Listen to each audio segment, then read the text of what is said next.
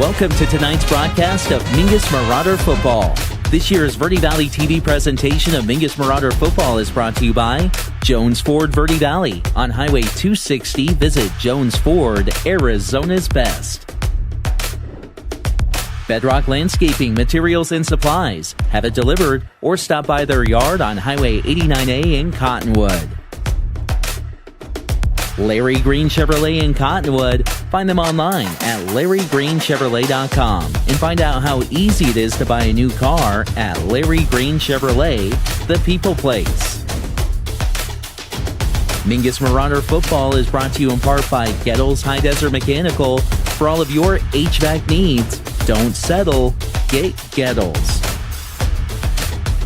Salt River Materials Group, a premier employer and community supporter in the Verde Valley. Taylor Waste, clean, secure, and locally owned garbage and recycling services in the Verde Valley and in the Quad Cities. Mingus Marauder Football is brought to you by the Greater Verde Valley Chamber of Commerce, helping businesses grow today and create a stronger tomorrow. All Price Insurance, your local provider for personal and commercial insurance. Find them at 116 North Main Street in Cottonwood. Best by Far, heating and cooling. It's had 206 yards, rushing 119. You never really hear that stat from the Marauders. So, hey, you can look at it two ways. Good, because we're getting that the passing game going, but we'd like to see that running game going too. Hunter Beranano throwing in his first game as a sophomore. So pretty impressive numbers. 206 passing yards, 2 touchdowns in the air, 1 interception. And Mingus had 2 interceptions and a fumble in that game. So nonetheless, St. Mary's now 2-0. They have beaten 2 Grand Canyon region teams. Coconino is now 0-2. Estrella Foothills is 1-0 as they host Mingus here today. They beat La Jolla Community by a score of 14-10 last week. Yunker victorious. We will be on the road to Yunker next week, and they beat Agua Fria, who is now 0-1. Bradshaw lost on the road 37-8 at Arcadia. Wow. They've got Independence here tonight.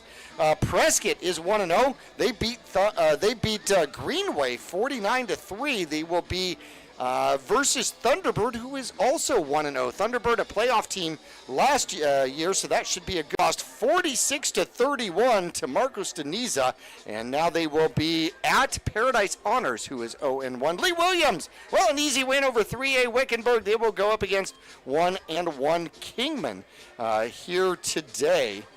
The Mingus Marauders going to be on the road, man. What kind of pressure does that put for the Mingus Marauders with 4 in a row on the road here? It's a lot, Jackie, because you've got to get some wins, right? The first game against St. Mary's was a tough loss for the Marauders against a playoff quality team. So the next 4 games are crucial. We've got to get some points, power points, that is.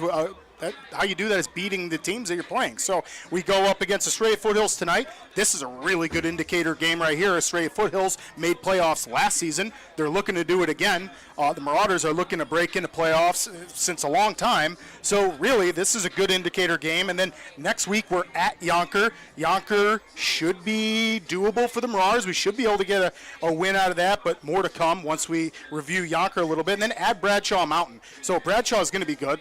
That's a rivalry.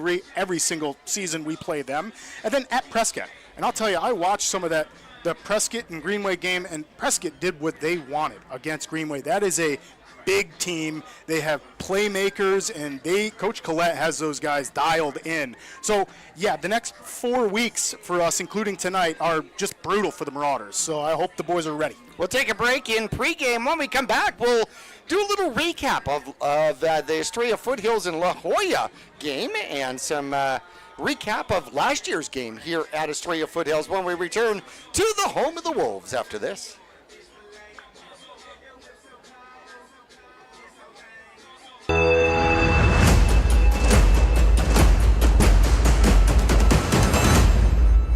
For 4 generations, the Gettles name has been synonymous with heating and cooling ingenuity. Since 1987, Gettles High Desert Mechanical has established itself as the premier HVAC company in northern and central Arizona. having not only survived recent economic setbacks, but thrived and grown during those times.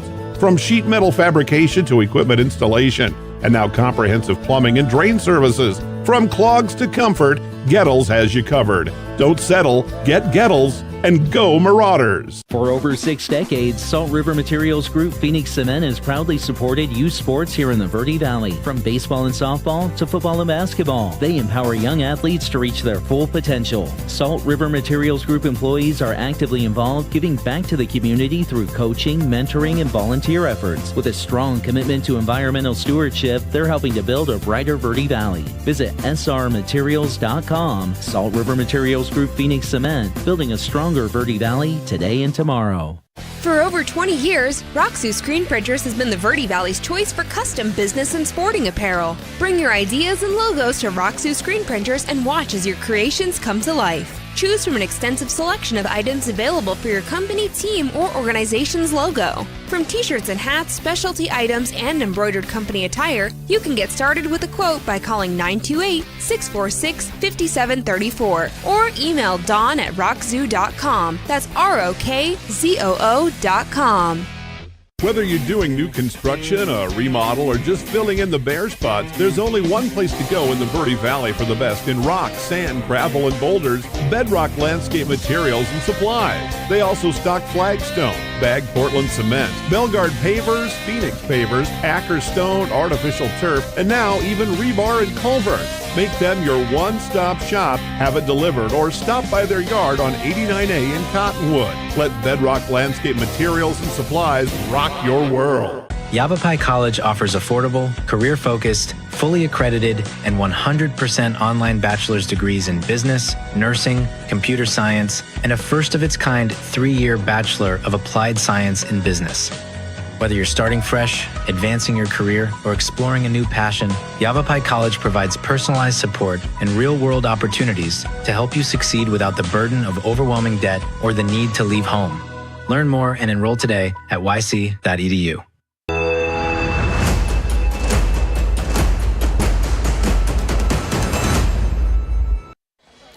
Back here at Estrella Foothills, I want to welcome back all of our viewers here on both YouTube and Facebook, as we had some technical glitches. Apparently, Goodyear said, "You are using too much internet, shame on you." And we had to get it, sorry, we had to start over. Either that or it was the heat too, man. Could be the heat. Could be the heat. Wolves and Fighting Lobos last week, 14-10, a victory. Now this one was really interesting. It was 7-0 La Jolla Community here at the end of the first half. At the end of the third quarter, they were tied 7-7. Going into the fourth quarter, La Jolla had a lead of 10-7, and then a late fourth quarter 30-yard interception return for a touchdown by Wesley Curry made the difference in the game. Interesting enough, not an awful lot of offensive yardage between these two teams. They both struggled offensively, did better defensively against one another, and they had to work out some of the details. Yeah, for just an example, Jackie, last week for the Wolves, quarterback Rawls only had 49 yards through the air, and then the Wolves rushing the ball had 175, but just more of a little bit of a statistics than that. They held La Jolla, who used to be a 5A school, used to be a powerhouse back in the day. That program is rebuilding, but they held La Jolla to only 43 yards rushing. Mm-hmm. So you are right. It could be a defensive game out here. Oh, and throwing the ball, they did not have that much of a offensive juggernaut output here throwing the ball either. Only 68 yards. So, yeah, they did not have much luck against this Estrella Foothills team. No, definitely not. So, a piece, and we'll get into the keys of that. Going back into last year, the Wolves and the Marauders, Estrella Foothills beat the Mingus Marauders on this field last year by a score of 42-23. It was 35-7 at halftime, still 35-7 at the end of the third quarter. Mingus Marauders able to scratch out 16 points here in the fourth quarter and winning the fourth quarter by a score of 16-7, but losing the game 42-23. Last year they had 230 yards. I'm talking about the Wolves had 230 yards in the air. Mingus had 90 on the ground. Estrella Foothills had 196 yards on the ground. Mingus held to just 50 yards on the ground. Once again, they are going to have a stout run defense here, which we expect to see here tonight. Jacob Rolls, this is one of the keys here. Jacob Rolls, number 11, was the leading receiver when we played them last year. He's the leading receiver for the entire season for the Estrella Foothills. 4 receptions for 140 yards against the Mingus Marauders. He is the quarterback here for this one, and I think that is going to make a major difference. So you've got the Estrella Foothills squad they've been forced into a situation where they had to put a phenomenal athlete at the quarterback position, but he's not a quarterback. And I think that was a major difference in game number 1, and it might be something that the Mingus Marauders will try to take advantage of here today. However, game 1 to game 2, you can see gigantic growths. Oh, yeah, and you're going to, like you mentioned, have to have some kind of QB spy because of his athleticism. Last week, he had 57 yards rushing of that 170 that Estrella Foothills had. So we will see Ross take off with the ball tonight. Might be a huge game as to who is going to make mistakes. Whether it's a missed block or a missed tackle, something along those lines. Who knows? Field position could play huge in this game. Maybe even penalties could play huge in this game. So I think whoever makes the least amount of the mistakes will put themselves in the best position for a victory here tonight. I couldn't agree more with you, partner. I think this is going to be, like we touched on earlier, a defensive game. Again, last week the Marauders gave up, I'm going to call it 4 turnovers because I'm counting that safety. And St. Mary's, who is a team looking to get in the playoffs, who just beat Coconino, only scored 37 points. Yeah. So when you give the other team the ball 4 times and you can still hold them to 37 points, a quality team like that, sure. And then we just went over the statistics where Estrella Foothills only gave up 40 yards rushing last week against La Jolla. So you are very, very right. This is going to come down to who can make the least amount of mistakes, execute well, and turnovers will be key too. You can't turn the ball over. Who knows how many times you're going to see the scoreboard light up tonight. And as the song goes, the band took the field. Well, the band is taking the field. We're coming down to the right side of the field. We're going to take a final break here in our pregame. Come back for our 2025 starters and starting lineups when we return after this.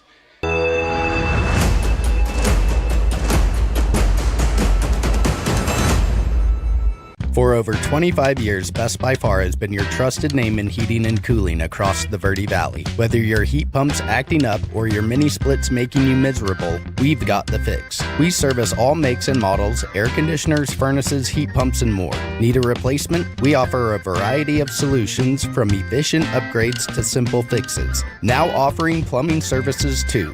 Call Best by Far at 928-282-2250 or visit besthvacbyfar.com. That's far with 2 R's. When you're looking for a plumber, no matter the job, call The Best Plumbing. From energy-saving tankless water heaters to whatever remodel project you have in mind, from the simple to the exotic. The Best Plumbing prides themselves on quality workmanship and efficiency for a fair price. If you want plumbing done right the first time, call The Best Plumbing at 928-567-8755 or find them online at d-bestplumbing.com. Friday Night Lights, Saturday Sidelines, and Sunday Best. At Manhattan and Cottonwood, we've got the hat for every fan, every player, and every occasion. Walk our shop and you'll find classic ball caps, sharp fedoras, cozy beanies, and bold cowboy hats, all under one roof. Proudly local, proudly hat obsessed, and always game ready. Swing by Manhattan in the Clemenceau Plaza, Cottonwood, today. Manhattan, we've got you covered. Go Marauders! The Greater Verde Valley Chamber of Commerce is proud to support the businesses, families, and future of our community. From job fairs and ribbon cuttings to free community events and networking opportunities, they're helping local businesses grow and creating meaningful connections that last. Because when the community thrives, our kids do too. Join the movement today at verdevalleychamber.org. Greater Verde Valley Chamber of Commerce, helping businesses grow today to create a stronger tomorrow. Go Marauders!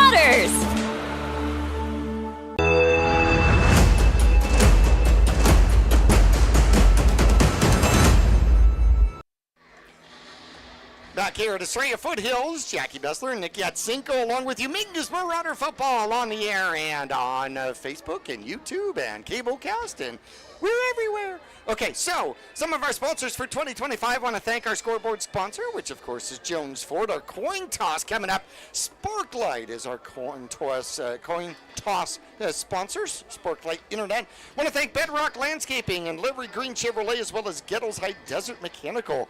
How about Salt River Materials Group, Taylor Waste, and the Greater Verde Valley Chamber of Commerce, as well as Best by Far All Price Insurance in Rock Zoo. And of course, you can always get your t-shirts from Rock Zoo. Starting lineup here for the Mingus Marauders looks to be about the same. Yeah, Jackie, we are going to see that beautiful offensive line for the Marauders. They put in good work last week. Going to be 63, Reese Ralston, Jordan Watson, Trenton Patton, Landon Backus, Will Letcher. And then we're going to have Cameron Houseman as the tight end. Ethan Moore will be subbing in with him. Then Juju out on the wide spot, and also Andre Joy.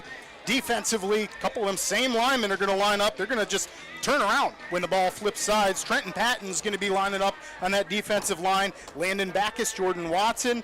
So a couple of the same names. We'll see Cameron Houseman at linebacker, Dawson Rice at linebacker, Ethan Moore at that linebacker spot. We'll see Chupp and Juju, Isaiah Ortiz, Remington back in that safety spot, and Brian Moreno in there subbing as well. For the Estrella Foothills Wolves out here today, quarterback Jacob Rawls is going to move from his receiver position into the quarterback position. In the backfield here, they're going to have Cade Carroll as a running back, the fullback here today. Pedro Rivas, offensive lineman. Will McGee, Jace Coleman, Jacob Ludlow, as well as, let's see, center is going to be Marshall Ludeman. J.J. Huerva Ponce will be an offensive lineman here today. Tight end expected to be Seamus Pizzelli. I hope I said that right. Gavin Nabel and Will Collier will be the receivers out here today for the Estrella Foothills Wolves as they're about to come out of their tunnel out here today.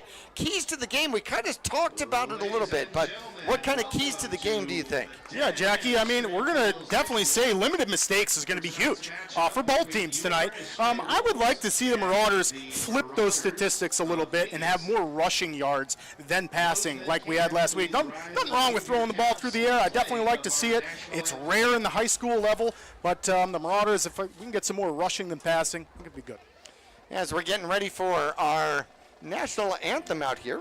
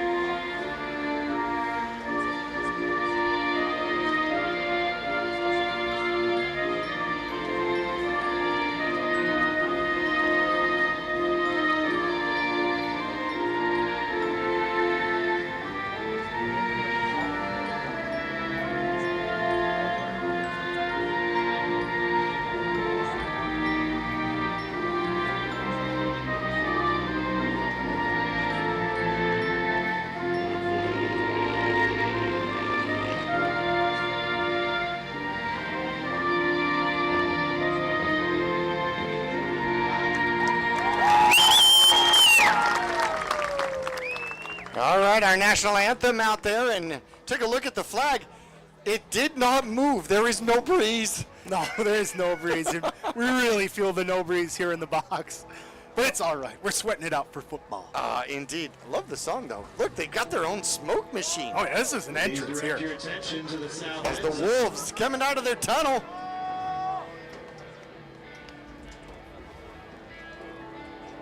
I have to salute the audio selection as well. That's been top notch. Yeah, I think so. All right, warm-ups too. Defensively out here for the Mingus Marauders, and the Wolves are about to come out of the cave here. Defensively, the Mingus Marauders defensive ends are going to be Trenton Patton and Landon Backus, the nose guard expected here today. The big man, Mr. Jordan Watson. Quarterbacks on the outside, we're going to have Juju Gonzalez on one side, Shane Chupp will be on the other. Linebackers here today, Ethan Moore will play Wolf. Ah, hey, there's a pun. There it is. Middle linebacker here today is going to be Dawson Rice and the star linebacker Cameron Hussaman. And the safeties out here today. Remington Stoke will be the safety in the middle. The joker position, Rover, will be Brian Moreno. And on the opposite side, starting here today, is going to be Andre Joy, as Isaiah Ortiz is out with a ankle injury out here today. And you see Jacob Rawls lead the Wolves out on the field, their quarterback tonight. One of their top athletes. We're going to be calling his name quite a bit tonight. Want to thank some of our other sponsors, including Tiffany Construction, Desert View Chiropractic, Manhattan, as well as the Best Plumbing, Yavapai College, and Big Brand Tires. That's formerly Reese's Tire in Cottonwood. Halftime sponsor, Hyundai of Cottonwood. 360 Automotive has our post-game sponsorship here today. And we will have a sweet treat coming up here today from Gale's Chocolates on Main Street here in Cottonwood. Our referees here tonight are going to be James Chavez, Alan Richardson, Jess Ramirez, Anthony Copatillo, and Glenn Bickley. Looks like the Mingus Marauders and the Wolves are set as they're coming out with their captains here. We're going to have Kate Carroll and Jacob Rolls as captains out here, as well as number 76. That's going to be Colton Rowe, starting defensive lineman. It looks like the Wolves are coming out with 3. Mingus Marauders on the opposite side is going to be number 73. That's Jordan Watson. Chubb's wearing number 22.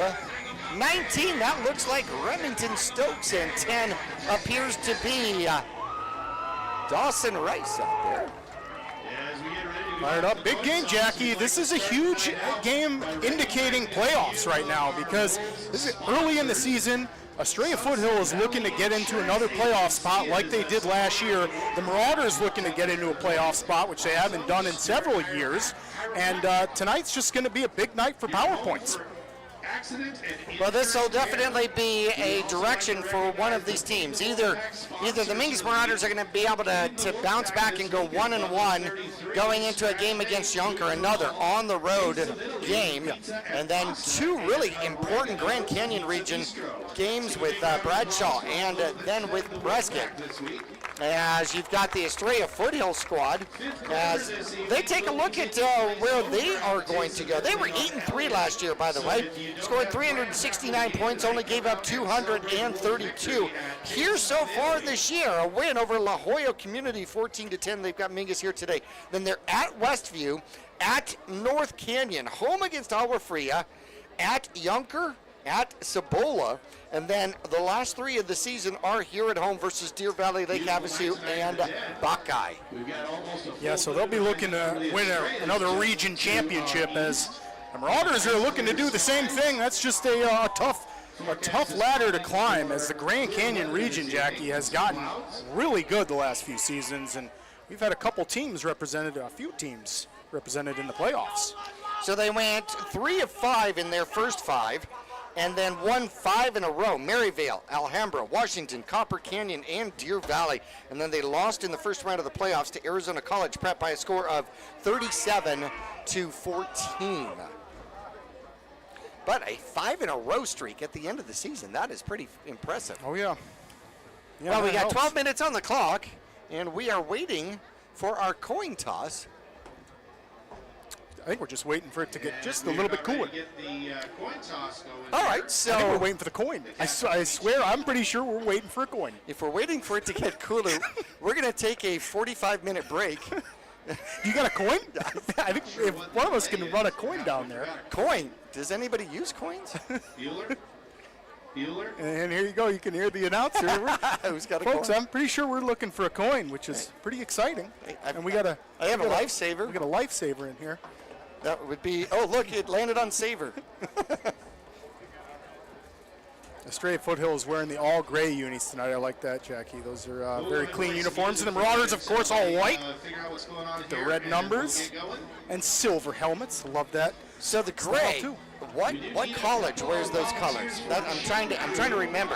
What color is going to wear that gray with that light baby blue Man, with that's the like helmet? kind of a North Carolina vibe. Ooh, the Tar Heels a could little be. bit. Yeah. Tar Heels for sure, huh, man? At least that blue. Yeah, that's that baby blue. Yep. That is true. Mingus Marauders, the land pirates of northern Arizona, with the white and red out there, the silver helmets. And like you called it earlier, partner, this is such a beautiful stadium. I know. mean, we are literally right at the bottom of those Estrella Mountains. I mean, there's literally nothing from here to the top of the peaks, which Except is wolves. really cool. Except wolves. Right. So what we do know for sure is that we have almost a full moon out here. And no coin.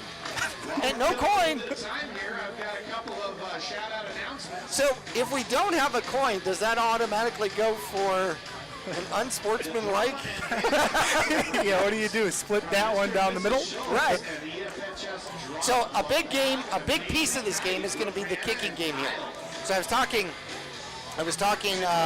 with the head coach of the Estrella Foothills squad, Coach Spencer, and he was telling me that they're still working on their kicking and working on their snaps and all of this good stuff. The Mingus Marauders missing the layout here today. So Chump is going to do the punting for the Mingus Marauders. Stokes is going to do kickoff. So that's going to be another change. So 2 changes there. We have a safety change to Andre Joy. And then, of course, the kicking position will be a change here. Now, wait. We got it, maybe? Nope, they're just going out to get it ready, maybe. But no, Chump had a heck of a pooch kick last week. 58 Yeah, that was incredible. That's almost a collegiate level punt, and he was doing it on the run. Like, that was crazy. What a squib kick. Well, what happened was when they snapped it to him, he took 4 or 5 steps forward, and the safety, who is the return man, ran toward him thinking that he might run. Yeah, exactly. All right, I want to thank Sparklight for being our coin toss sponsor out here. Sparklight proudly serving Prescott Valley, Cottonwood, Payson, Shomo, and now the Verde Village. That is huge news. Huge news that Sparklight is moving into the Verde Village area, and they are bringing their most reliable fiber-fueled internet to the Verde Villages.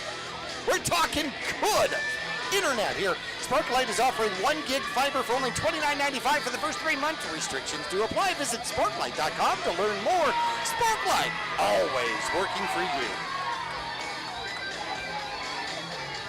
And then Marauders and Wolves both looking at the coin. So it's obviously not a lifesaver. I did notice that it actually says lifesaver on both sides. I was all messed up now. That's great. The Marauders have won the toss and they will defer. So Mingus is going to put their defense on the field first. They're going to defend the left side of Wolves Stadium out here today. And the right side, actually, if you're looking at it from our perspective. Left, if you're looking from the Mingus fan side out there, as we are about ready for football here. Yeah, and hopefully we can keep a nice clean game when it comes to penalties, Jackie. That's just 4 penalties, 3 penalties last week. That's really impressive for the first game. And I know Coach Midkiff's got to be happy with his Marauders' focus and execution last week. Several times we talked about how well our offense did last week, only coming up with 15 points. However, we had several drives go for 60 or more yards, several of them. Just couldn't capitalize on all those. And, when you can capitalize on them is when you're going to beat these championship and playoff quality opponents. Yep, definitely true. All right, Wolves fans. So it's going to be, if everybody's telling me the truth, we are going to have Stokes doing the kicking out here today. And it's time for the kickoff, so I need everybody to stall. All right, Mingus sends out its kicking squad.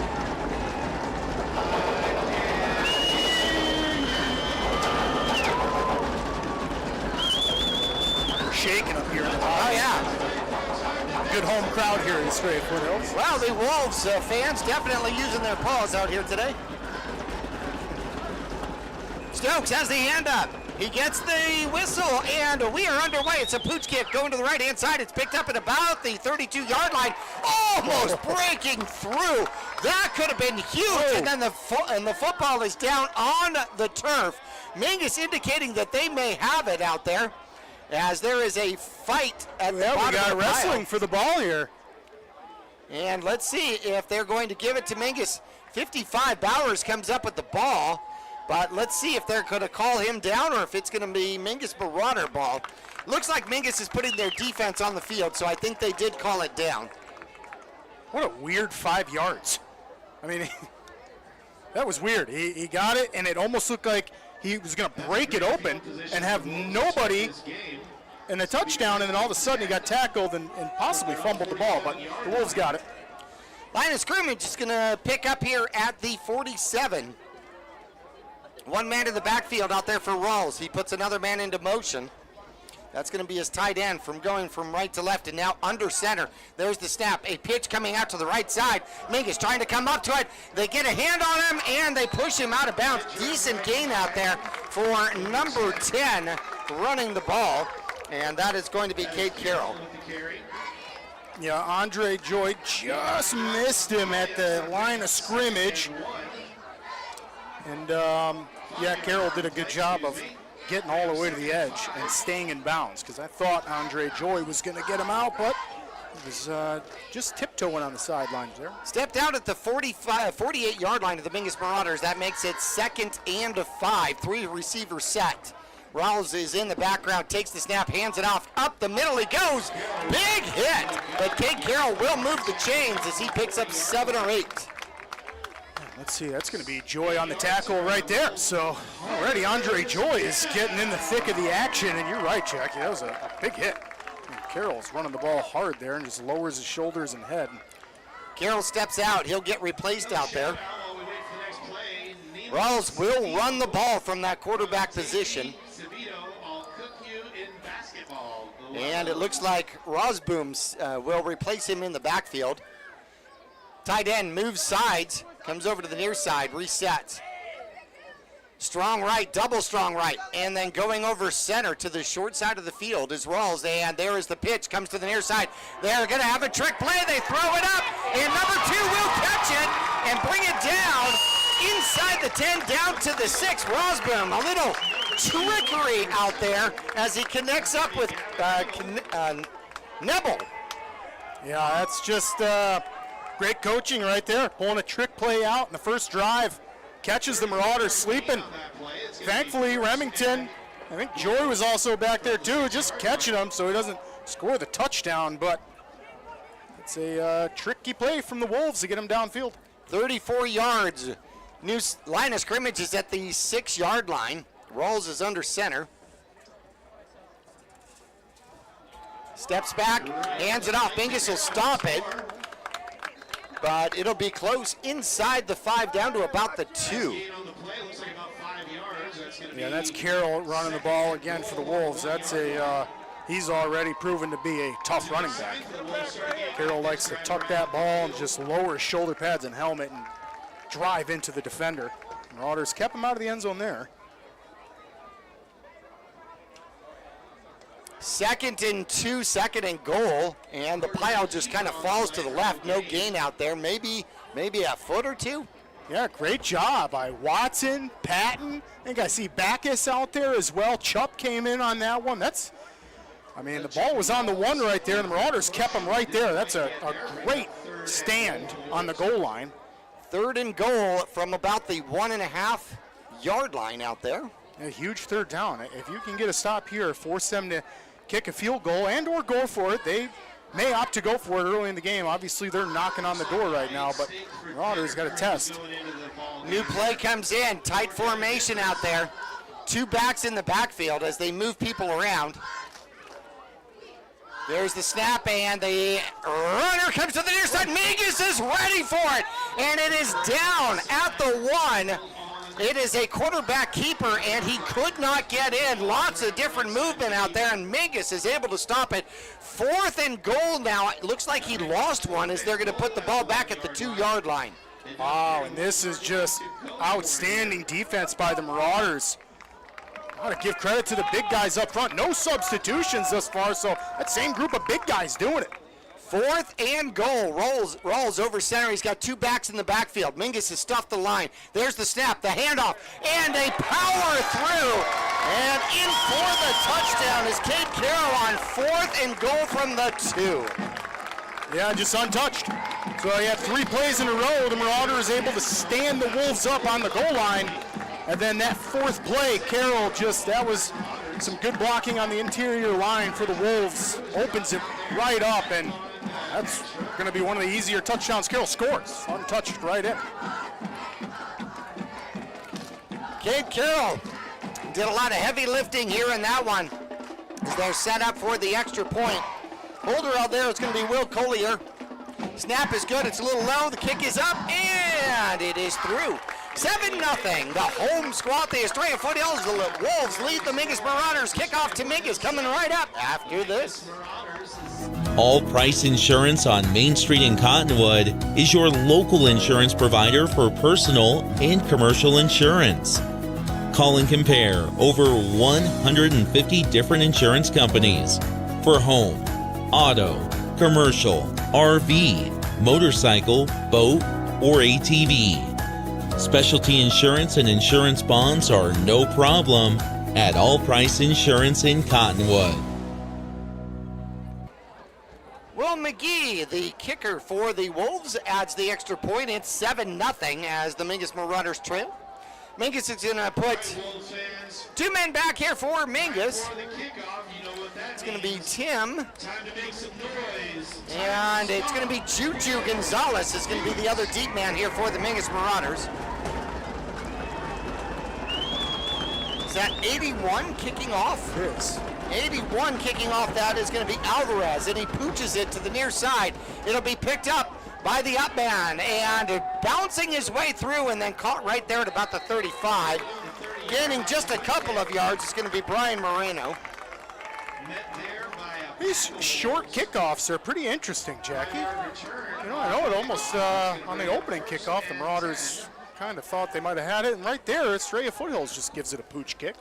Well, both teams going for the little longer than normal onside kick. Right, the up in the air onside kick. Yeah, basically. All right, Mingus, their first try here offensively. Bejarano at quarterback, out of shotgun, takes the snap and hands it off. Chubb trying the right-hand side, looking for blocks. He's able to sneak through and then keep the legs running. Should have been down after 1, gets 3. Yeah, good call, partner. He should have been down after 1. He was met in the backfield. He was met 2 yards in the backfield by the Wolves. That's a good job by Shupp to just keep your feet moving. All you young running backs out there, that's exactly what you do. Do not stop moving your feet until you hit the turf. Defense for the Wolves definitely hunts in a pack. No doubt about it. 2 receivers to the near side. Got the H-back on the right side. Wolves almost jump. Bejarano checks the wrist, takes the snap, hands off. Chubb tries the right-hand side, bounces it to the outside. Oh, just tripped up.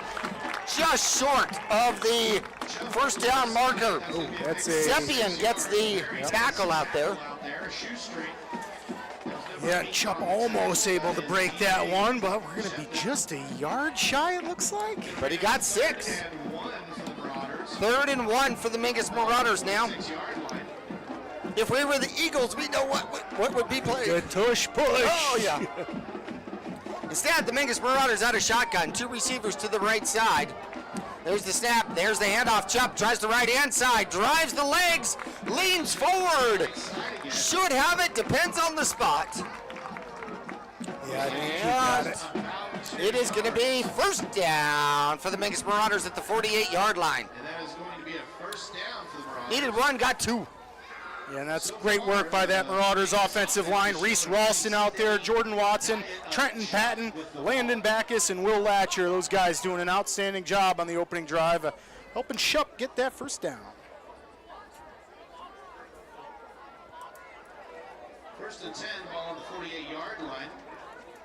Here come the Mingus Marauders. There's the snap. Chubb gets the ball again, cuts up the middle.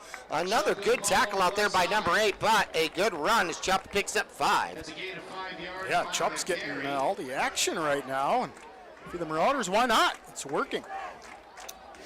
That's what happens when the offensive line gets off the ball and gets on a defender and starts blocking. Everybody checks their wrist and says, okay, Chup gets the ball again. Chup goes, me? Come on, somebody else can dance. Two receivers either side, different set out here for the Mingus Marauders. Bejarano looks, steps to the outside, has to run himself, and he's gonna get sacked. That's gonna be a big sack out there by the Wolves as the Mingus Marauders lose 6. Yeah, and that's just an outstanding play by the Wolves defense. That was Nebel for the Wolves. Couple huge plays, one offensively and just there defensively. Makes it 3rd and 11. And Bejarano just didn't really have anywhere to go on that last play either. It looked like it might have blown up a little bit. He just had to protect the ball. Wolves have 4 down linemen. Mingus, empty set. 2 receivers to the near side, 3 to the opposite side. Bejarano throws. Oh, off the hands. Hasseman had it in and out of the breadbasket.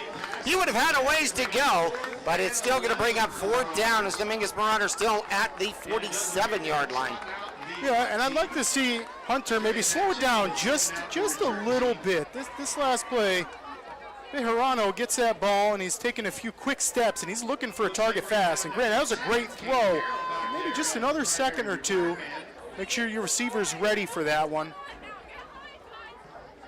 I'm no football coach, but I did stay at a Holiday Inn Express. All right, so Mingus is back. Chup will be doing the punting out here. Always a threat to run. The Wolves have 1 man back right at about the 14-yard line. There's the snap. Chup puts a boot into it, goes to the right-hand side, and will kick it out of bounds. We'll see where they're going to mark it. Should be out of bounds somewhere between the 20 and 25, but that's only my guess. And they are marking it right at the 20. Yeah, that's a generous spot for that punt right there. Nice job, Chup. So Mingus picks up about 32 yards of field position here and sets the Wolves back to the same spot as if they had kicked it into the end zone. Here comes that Wolves offense. Yeah, and here's a good test for the Marauders. Down 1 score early on in the game. Estrella Foothills able to go down on their first drive and get points. It's crucial to get a stop here and get your offense back out on the field. So here come the Wolves. There's the snap, and they throw to the near side. Little bubble screen, and it is picked up by the Mingus Marauders and brought down. Catching the ball out there is going to be Will Collier. Number 3, Will Collier. That's a gain of 3 yards. And he will pick up about 3, but Mingus was on it immediately. Yeah, great defensive read by Shane Chup. Shane Chup was there just a second after he caught the ball. Almost caught it in the backfield. Just a bit outside. Looks like we are having a stoppage here for a moment. We got maybe an equipment timeout here by the refs, Jackie. I'm not sure. What we got is the Marauders are all. Oh, there's a flag on the play. Oh, there is a flag. Yummy chicken. So the flag is sitting right at the 20-yard line, so we are going to see if that is going to be a chop block. Ooh, it is a chop block. That should be half the distance to the goal. Wow. As that would have normally been a 15-yard penalty. And that is going to really benefit the Marauders defense. You've got to capitalize on this. Now it's 1st and 20 for the Wolves. Well, that takes away the first reception of the game for the Wolves and replaces it with that 10-yard penalty. So Collier doesn't get the 3 yards. That always hurts, you know. You go through the whole motion and take the tackle, and then you don't get the yards. Are you kidding me? Yeah, a lot of blood, sweat, and tears into yards that don't go on the stat sheet. Yeah, I know. Same thing with the run back that goes all the way back, and then there comes the flag, right? There's the snap. Rawls comes to his right-hand side, getting pressured, and turns the corner, has a little bit of room, does throw, has a man, and it is incomplete. Tried Collier again. Tried to throw it back to the original line of scrimmage at the 20-yard line, and that will make it 2nd and 20. And Jackie, there is a flag on the play, and I can call this one. That was a hold on the Wolves because I watched him watch the hold and then throw the flag. Oh, you did? Yes, so that was Let's see, that was Brian Marino getting great pressure on the edge, and he just got grabbed and spun right around. So he was looking at Rawls, going to make a play, and there it is right there. They grabbed Marino and spun him around. But you decline it because that brings up third. Right. That should bring up third down. Right. So they do decline the penalty. And the down marker says 2nd and 20. Over center is Rawls. Puts a man in motion. There's the snap, and they run it the opposite direction. A decent run off tackle on the far side. And it'll pick up about 6. Yeah, now they got it as third. So bring up 3rd and 13 for the Wolves. Marauders defensively in a good spot. With a stop here, they have the field advantage right now. If they can get a stop, get the ball back, give their offense a chance to tie this one up, but let's see, defense got to come up and stop first. Carroll in the backfield. Got Rawls out of shotgun here for the Wolves. 2 receivers near side. There's the snap. Steps back. Throws quickly and thrown to the ground by Juju Gonzalez. And that is going to be 4th down. No gain on the play. And I will say defensively, the Marauders last week and this week so far are doing an outstanding job on the outside on these bubble throws. Really not giving them anything. So let's see. I know that the Wolves struggled with their punting team and their long snappers here for the game versus La Jolla. Let's see if they've got that corrected. Mingus has 1 man back. It's going to be Chupp, and he's standing right at the 50-yard line. There is the snap. It is a punt.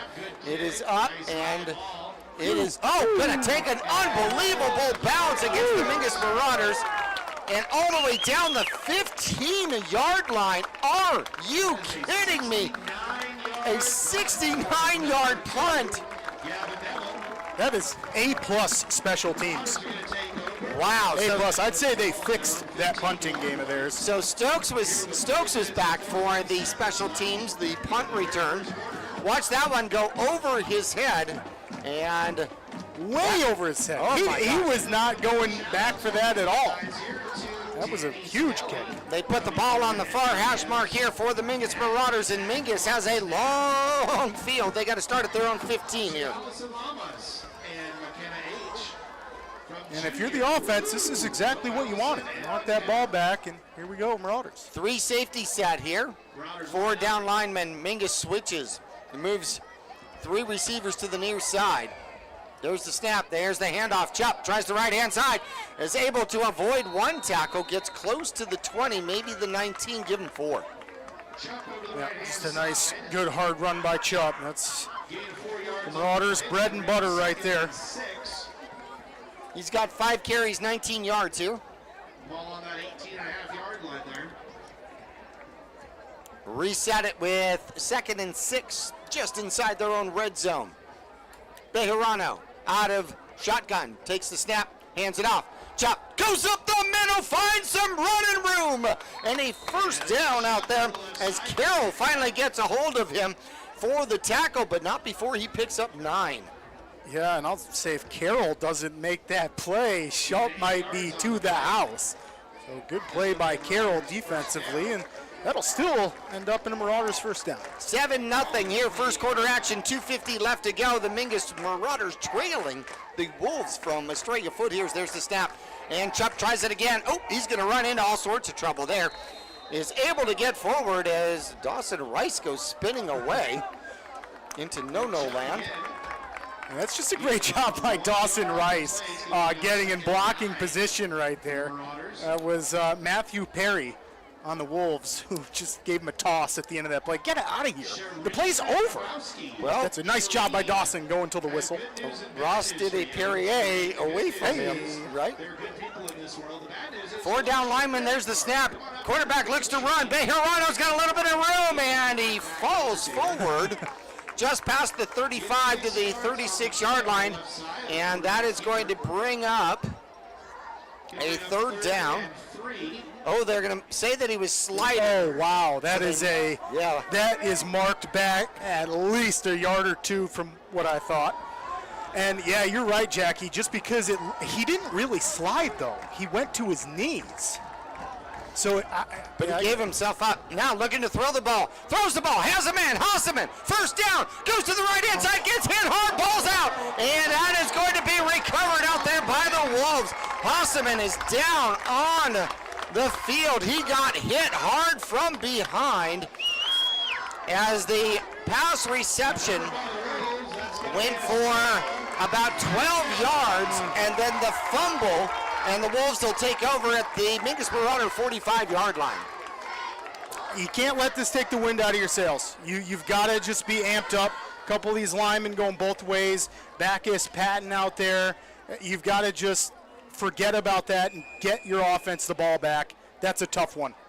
Houseman wants that one back, and he'll get a chance at it. It's a big opportunity here for the defense to get the ball back. Here come the Wolves. The Mingus Marauder 44-yard line. Tight formation. Mingus is in and rushing forward. Good yardage. Bumbling, stumbling for 4 is going to be Carroll. Actually, it's going to be closer to 7. Tell you what, it was a good blitz by Cameron Houseman coming from the left side, and he almost got to Carroll's feet, which would have been a nice little tackle for loss, but Carroll's able to use that speed he's got and just get out of that tackle. Rawls will go out of shotgun here. Nope. I formation. How about this? Over center. And second back will get it. Tries to the near side. Mingus hits him, but he bounces forward for the first down. Moreno had him, and he was able to just bounce off and pick up the first down. Yeah, and we're seeing a little bit of a conservative style from Estrella Foothills right now, Jackie. And in the pregame, we talked about mistakes. Mistakes are going to loom large in this one, folks. And right now, the Marauders are going to try to stop the Wolves from getting another score. Under 30 seconds left to go in the first quarter, 23 seconds. Rawls takes his time. There's the snap. Mingus comes quickly, and they throw it a little screen pass. They get it off. Mingus had him in the backfield, and getting the screen pass forward out there is going to be Nebel. Nebel will pick up about 9 on the very quick screen pass. That is the way you slow down a blitz. Yeah, and that's how you beat the blitz right there. Cameron Houseman comes off the edge, gets his hands up, but it's just not in time. Rawls got rid of that quick. That's going to be the end of the first quarter, 7-0, but the Wolves, 2nd and 1, just outside the red zone for the Mingus Marauders. We're back after this.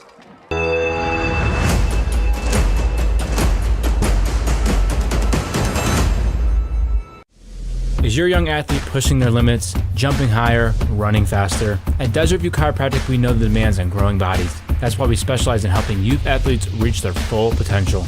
Regular chiropractic care can help prevent injuries, improve flexibility, and even boost performance. From better balance on the field to quick recovery after intense training. We help your athletes stay in the game they love, stronger and healthier. Don't let aches and pains sideline your child. Invest in their future, on and off the field. Visit Desert View Chiropractic today because every young athlete deserves to play at their best. Call us at 928-300-1553. That's 928-300-1553. For over 60 years, the Glenn Jones name has been recognized for integrity and honesty. And the Jones Auto Center's in Wickenburg. Jones Ford Verde Valley. Take a nice country drive out to Buckeye. When you're talking about Arizona's best, you're talking about the Jones Auto Group. It's quick, fast, strong. I want to invite you to visit our new facility in Casa Grande and enjoy our country-style way of doing business. We're the Joneses.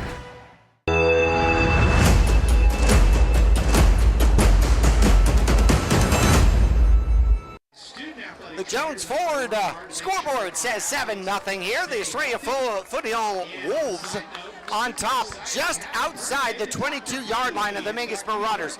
Tight formation out here for the Wolves. Put a man in motion. There is the snap, and they will hand it to the inside and going forward for the first down. Looks like Rice will get the tackle, but not until they get down to about the 15-yard line. Give them 7. Yeah, good misdirection play by the Wolves. Sean Ellison comes in motion. Rawls fakes a handoff to Ellison and hands it to Carroll right up the middle. And that's a little misdirection that gets him a first down. Spread formation, 3 receivers to the near side. Carroll in the backfield here with Walls. 1 receiver to the top. There's the snap. They hand it off to Rawls, or back to Carroll rather, and he gets stuffed up. There are a lot of white uniforms in there, in that pile. Yeah, about time Houseman finally got him off the edge. Great speed by the Marauders defense there. I think he ran into Watson. He just jumped on the backs right there. Oh, well, you grab jerseys, man. That's it. That's all you can do. Okay, running into Watson is like running into this wall. You're not going to get much give there. 1 receiver to the near side. Strong right formation out there by the Wolves. 2nd and about 6. Rawls is going to run it himself and will cut up under. Rice gets him from behind, and then there is some help. He gets inside the 10, maybe down to the 9. This is definitely 4-down territory, wouldn't you think, sir? I would, Jackie, and we'll see how conservative Estrella Foothills is, but we already saw them go for 4th down, and they got the touchdown earlier in the game, so I would imagine you're right, partner. I would imagine this is going to be 4th down territory, and we would see them go for it. 3rd and a long 3, maybe even 3rd and 4. 2 receivers to the near side, an offset eye in the backfield out here. Rawls under center here for the Wolves. Puts a man in motion. He passes. And they wait, and they wait, and they wait again. And then they call timeout. They were looking for a free 5 from Mingus. Mingus didn't give them it. Instead, we got a timeout. We'll take a 30-second break with them. We're back. Estrella Foothills, 7-0 over the Mingus Marauders. 2nd quarter action after this.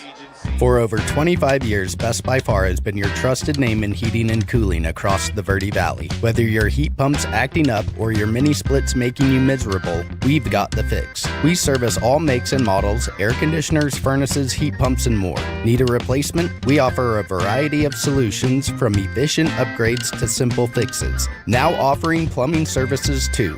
Call Best by Far at 928-282-2250 or visit besthvacbyfar.com. That's far with 2 R's. Ming is trying to force Estrella Foothills into a decision here. 3rd and a long 3, maybe 4, just inside the 10-yard line of the Mingus Marauders. Estrella Foothills already leading this one 7-0. Knocking on the door again. Tight formation. 2 receivers to the right-hand side. Ball on the far right hash. I formation. There's the snap. 2nd back gets it. It's going to be Carroll. Everybody just avoided the fullback and went after the runner. A late flag from the back judge. Wow, that flag came from the back of the end zone. Not many players back there. So let's see what they're going to call this. So the first down was not acquired. It was about a 2-yard gain. So if it stands right where it is, it would be 4th and about 1, 4th and 2. And we have a foul against Mingus. That should be an automatic first down. Personal foul. Wow. Ouch. Didn't see that in there, but obviously one of the refs down there did, and we saw that flag come in from the back. So 4-yard penalty, but it's enough for a first down. Ouch, ouch, ouch. So Carroll picks up 2. The penalty picks up 2 more, or 4 more. First down and inside at about the 4, and Carroll is going to bounce to the outside and pick up the touchdown. Had him in the backfield and didn't get him. A Wolf is down on the field right now. That's going to make the score 13-0, a 4-yard run by Carroll. That is his 2nd touchdown of the game. Have a game, young man. Yeah, that's pretty impressive from that young man, and ended up a little slow there for the Wolves was Pedro Rivas. Hopefully he's okay. The senior listed at 5'8", 185. One of the running backs and linebackers for the Wolves. He's off the field, though. He looks all right. So number 2 is kicking the extra point. That's Nebel. There's the snap. The kick is blocked. Denied out there by the Mingus Marauders. They came through like a rampage, and that is going to keep the score 13-0. Mingus will get the ball back when we return after this.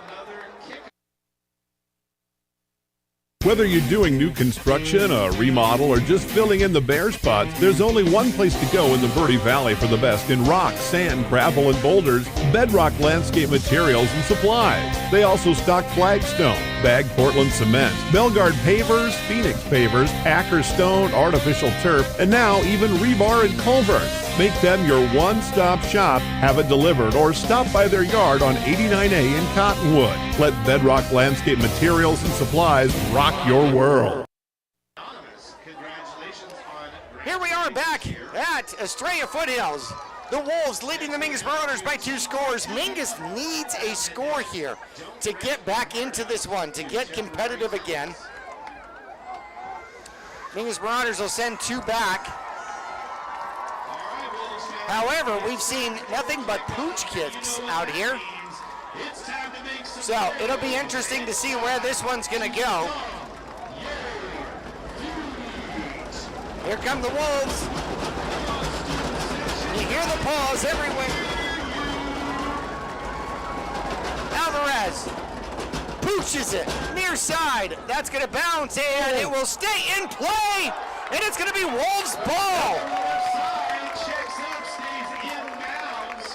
And that is Dink. You have got to be ready for the ball if you're on the return team. Getting all sorts of congratulations out there. That It's going to be number 24 coming up with that. That is going to be Gunnar Miller. Boy, that's frustrating. That is frustrating. That's the Marauders being lackadaisical on a kickoff return. I mean, that's just, you've got to, we've already called it a couple times, these pooch kicks. You've got to be ready for that, and that was just another up in the air pooch kick that goes about 30 yards downfield, and Mingus just taking their time, kind of going slow up to it, and the Wolves knew that that's a live ball. Well, it took a backspin bounce, and it bounced at about... Stayed in bounds, yeah, there was a good bounce. Yeah, at about the 25-yard line, bounced out to the 29-yard line, so it was coming back to him. And there is the snap, and there is the penalty. We're going to see which one that's going to go against. Mingus jumped, and then looked like they may have gotten back because the flag did not get thrown at that point, but we'll see if they lined up in the neutral zone. No, we have a motion penalty against the squad here from Estrella Foothills. 2 penalties for 15 yards. Mingus has 1 for 4, but it was crucial as it gave a first down inside the red zone. 1st and 15 are the Wolves, as they are stacked to the left-hand side. Quarterback Rawls is going to try the opposite side, throws across his body, and it is caught out there. Neville breaks away from a tackle and into the end zone. 34-yard touchdown pass as it goes, rolls to Neville.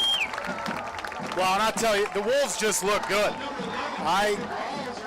The Wolves look so good tonight, and I just can't help but think it's some mistakes just looming on the Marauders right now as Estrella Foothills takes a 19-0 lead, trying to make it 20-0 here in a second.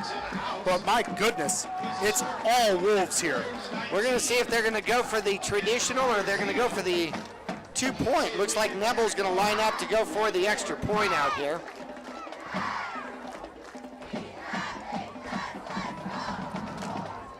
There's the snap. The snap is down. The kick is up. He kicks that one like he's really mad. And it is no good. It is no good. And we have a player down for the Wolves, now getting up very late. And that's going to be number 14 out there, Gilpin. All right, 19-0. The Mingus Marauders will get the ball back when we return after this. I'm here for service and ready for battle. No need. We're your neighborhood go-to for easy, fast, and friendly car care. Tires, brakes, oil, and free services like flat repair, alignment check, and brake inspection. So no upselling, overpricing, or fake repairs. Nope. And I get all that free stuff. Yep. So you don't really need all this. Big brand tire and service. Big on fast, big on friendly. 19-0. Estrella Foothills on top. A 3-score game here for the Mingus Marauders as we have 9:25 left to go. A 12-point swing here, my friend, in 10 seconds. 12-point swing in 10 seconds. Turnovers. Gotta keep the ball. Protect the ball. Ball safety's number one. Starts on this kickoff return right here. Marauders already with 2 turnovers and Estrella Foothills with a 19-0 lead. Mingus has 6 on the front line. 3 behind, 3 back. Deepest man is inside the 20. And they're going to kick it, and they're going to kick it far, and it is going to bounce, and it's going to be picked up at about the 6-yard line. And running it back for the Mingus Marauders is going to be, looks like Juju Gonzalez, and he'll get a return back to about the 14-yard line. So as soon as Mingus moved up for the pooch kick, then they tried to kick it over and get it into the end zone, and it bounced at about the 5-6 yard line and came back again. Special teams for the Wolves is just beating the Marauders' special teams handily right now. And that is one of the reasons that the score is 19-0 is special teams for the Wolves. Bejarano had 206 passing yards in week 1. He's only got 2 attempts here today. Out of shotgun. And there's the snap, and looks to throw, looks to run, looks to throw again, throws. Hasselman has it quickly covered up. He'll get out to about the 15-yard line, and that will be no gain. Yeah, it looked like Bejarano wanted to run that as he was scrambling to the right a little bit, and then he decided, nope, not going to run it. Found Houseman, so he got a reception, but went for none. Mingus, 2 receivers to the near side. There's the snap, and running the ball is Chop. Chop drives himself out to about the 20. That's going to be 3rd and long as he gets out to the 20, maybe 3rd and 6. And it's gut check time for this Marauders offense. Ball safety's number 1, but more than that, you have got to get 5 yards right now to keep your drive going. 3rd and a long 5, 3rd and maybe 6 out there. And there's the snap. And Chupp is stood up at the line. He's going nowhere. He may have lost a yard or so. And that's going to bring up 4th down. Mingus pauses quickly here as a 4 and out deep in their own territory. Ball at their own 20. Yeah, and here comes, Jackie, this is a crucial punt right now. 4th down, Marauders special teams unit, the punt team is coming out on the field. And right now, I'll tell you, the Wolves special teams has won every single special teams play thus far. So it's important that the Marauders can get off a nice punt and at least start to win the field position battle. Chupp is back. He will stand at his own 5-yard line, return man at the Estrella Foothills 49. Good snap by Backus. Good punt, and it is off the hands of the receiver. He'll pick it up. He put his knee down, but doesn't get called down. How about that? And then gets back up close to the Mingus Marauder 40-yard line. A penalty out here at the 46-yard line. Did I miss that? Or did Carroll put his knee down when he went to go pick that up? To be fair, I thought his knee was down when he went to grab it, and then also on the sidelines it looked like he went out of bounds too. But nonetheless, they give him the return. Looks like this flag, I'm pretty sure, is going to be a hold, which was the penalty I was most commonly called for. So I know it. When I see it, I know it. No, Yatsenko, that was your penalty of choice. That's right. It was. And it will be a hold against the Wolves. I don't know how to feel about being right about that. Yeah, I know. All we got to do is go back to the films, dude. Hey, that's why you had a good return. And it will be a 10-yard penalty, so that is going to put the Wolves starting at the 36-yard line. Yeah, so not bad. I mean, you got it. Your punt off. You got a penalty at the end of that punt. So all of a sudden, you're pushing the Wolves back into their territory, and this is what you need. You've got to forget about the 19-0. You've got to reset defensively, come up with a big stop here, and you only have just over 7 minutes to get some points on the board against this tough Wolves team so far. Mingus just hasn't had the turns offensively here. Estrella Foothills has come out very stingy. As we know they have. Every time we've seen them, they have been defensively stingy. 2 receivers, one either side. One back in the backfield here with Rawls. Out of shotgun he is. He stands at the 31. There's the snap. Takes it, will not hand it off. Instead, rolls and goes forward.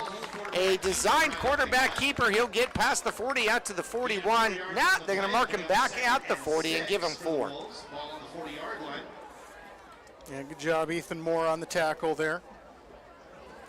His rolls kind of spun around and got himself another couple of yards, kind of falling down on that one.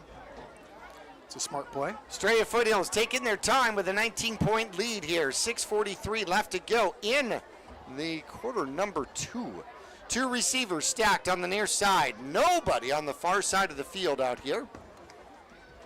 I formation. They put a man in motion. There's the snap, and they will hand it to the second back. Ball is down, and it could be a turnover for the Mingus Marauders. And yes, it will be a fumble on the field. And coming up with the ball for the Mingus Marauders is going to be Ethan Moore.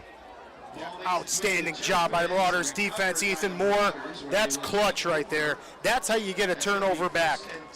And that's the start of climbing the back in this game right now. You got the turnover, get your offense back out. Now the Marauders have a good chance right here offensively. The field position, they're in the Wolves territory right now. It's a great job forcing that turnover. Rawls and Carroll ran into each other like they were, doing a do-si-do and missed their partners. And the ball came out. Ethan Moore picks it up for the Mingus Marauders. First down from the 37-yard line. Bejarano throws. Ball's outside. Oh, great catch out there by Dawson Rice. Picks up the first down. He is still dancing and juking, and he's still on his feet. Oh, my goodness. And inside the 20-yard line down to the 19-yard line. What an incredible effort out there. What a run after catch. Dawson Rice, get you some. That is great running right there. As you can see, the replay, he just doesn't go down. He's getting spun around by a couple Wolves and does a great job of just keeping those feet moving. 18 yards from the toe tapper dancer out there. Leading receiver in a number of receptions last week. And here comes Chop. Chop tries the middle. Has to lean forward inside the 20 down to about the 17. Give him 2. Jackie, just a quick NFL update. We got a game in Brazil, and the Chargers leading the Chiefs 27-18 with 5 minutes left in the game. Wow. A bit of a shocker there. Chargers over the Chiefs in Brazil. Also weird that it's on a Friday night. And hey, NFL, get out of here. It's high school. Also, very weird that it's in South America. 4 receivers set here for the Mingus Marauders, 2 either side, and a fake handoff. Bejarano comes to the near side, looks to throw, throws across the middle. Oof, had receivers out there, and it went too high. Flag on the play, right at about the 26-yard line. Very late, too. It was a very late flag. He didn't throw that flag till that ball hit the turf. Holding call against the Mingus Marauders. I'd like to see that called a bit sooner when it happens, I guess. I was looking for something downfield, but yeah, that's going to move the Marauders back. Well, maybe it happened right at the end of the play. So the down marker on this far side of the field is anxious. He likes to move. And number 53. The mobile chain gang right there. They're going to bring the ball all the way back to the Mingus Marauder 28-yard line. Mingus will reset here. 2nd and long, 2nd and 18 for the Mingus Marauders. There's the snap. Bejarano's back. He's got pressured, and he is hit and will be sacked. A deep sack out there on Bejarano. It was coming from the outside. Neville will get credited for the sack out there. They had players coming from both sides, and that's going to make it even worse as the ball goes out to the 35-yard line, and 3rd and half of forever. 3rd and 26. They got to get down to the 9-yard line. Ouch. I almost like to see some kind of timeout just to reset. Right now, Marauders seem to be hitting the self-destruct button with a 3rd down chance. 3rd and 26. Definitely 4-down territory for the Mingus Marauders. There's the snap. Bejarano's back, has a little bit of time. He's got to run. Steps up, throws, has a man up underneath. It's going to be Juju. Juju Gonzalez finally gets hit and tries to keep running. Gets down to the 25-yard line. So he's going to get 10. It's going to be 4th and 16 for the Mingus Marauders. Yeah, and like you said, partner, this is 4-down territory. I mean, we are going to see the Marauders go for this more than likely. This is too far of a kick. Well, they gave him 11. Yeah, huge 4th down for the Marauders here. And again, you don't need to score. You've got to get to that, looks like 9-yard marker. Yep. 4th and 14 for the Mingus Marauders. 4 receivers set, 1 back in the backfield. 3:36 left to go in quarter number 2. The Mingus Marauders trailing 19-0. Bejarano's back, has some pressure, steps up, and he'll get spawned down.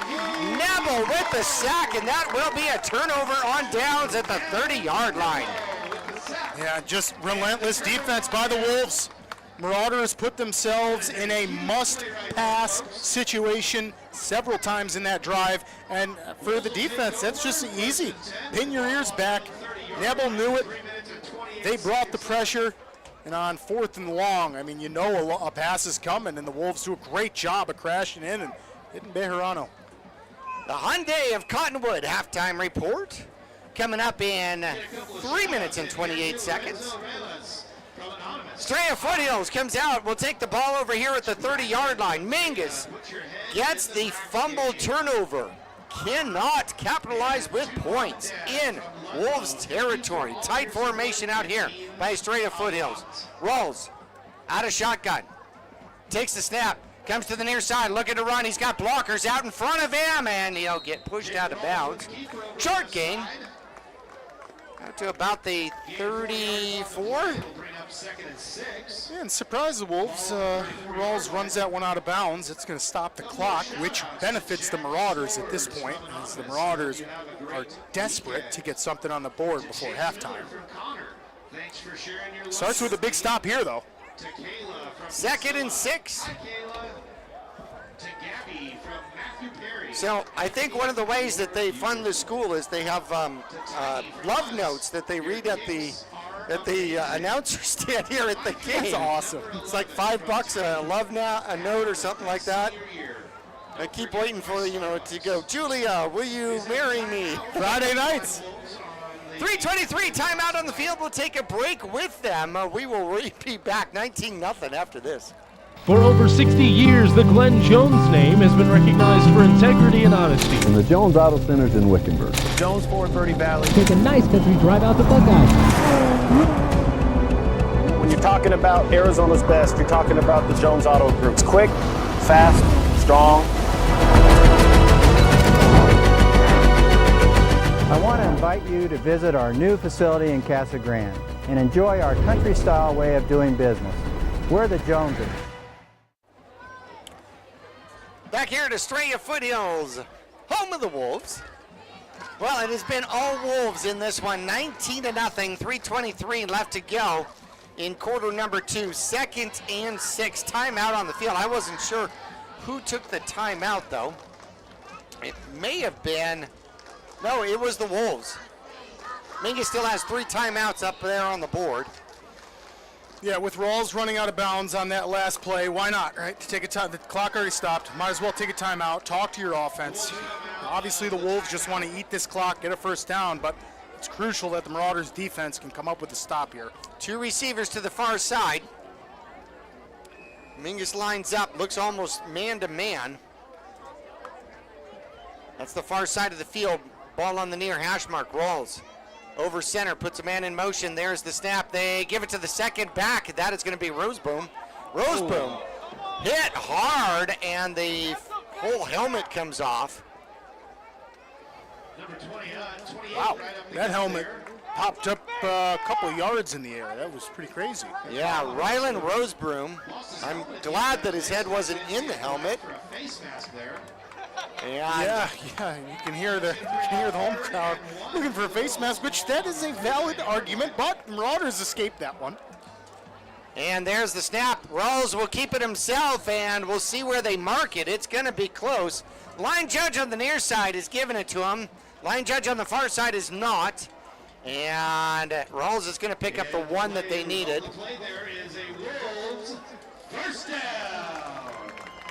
Ball sits at the 41-yard line. Now 2:30 left to go.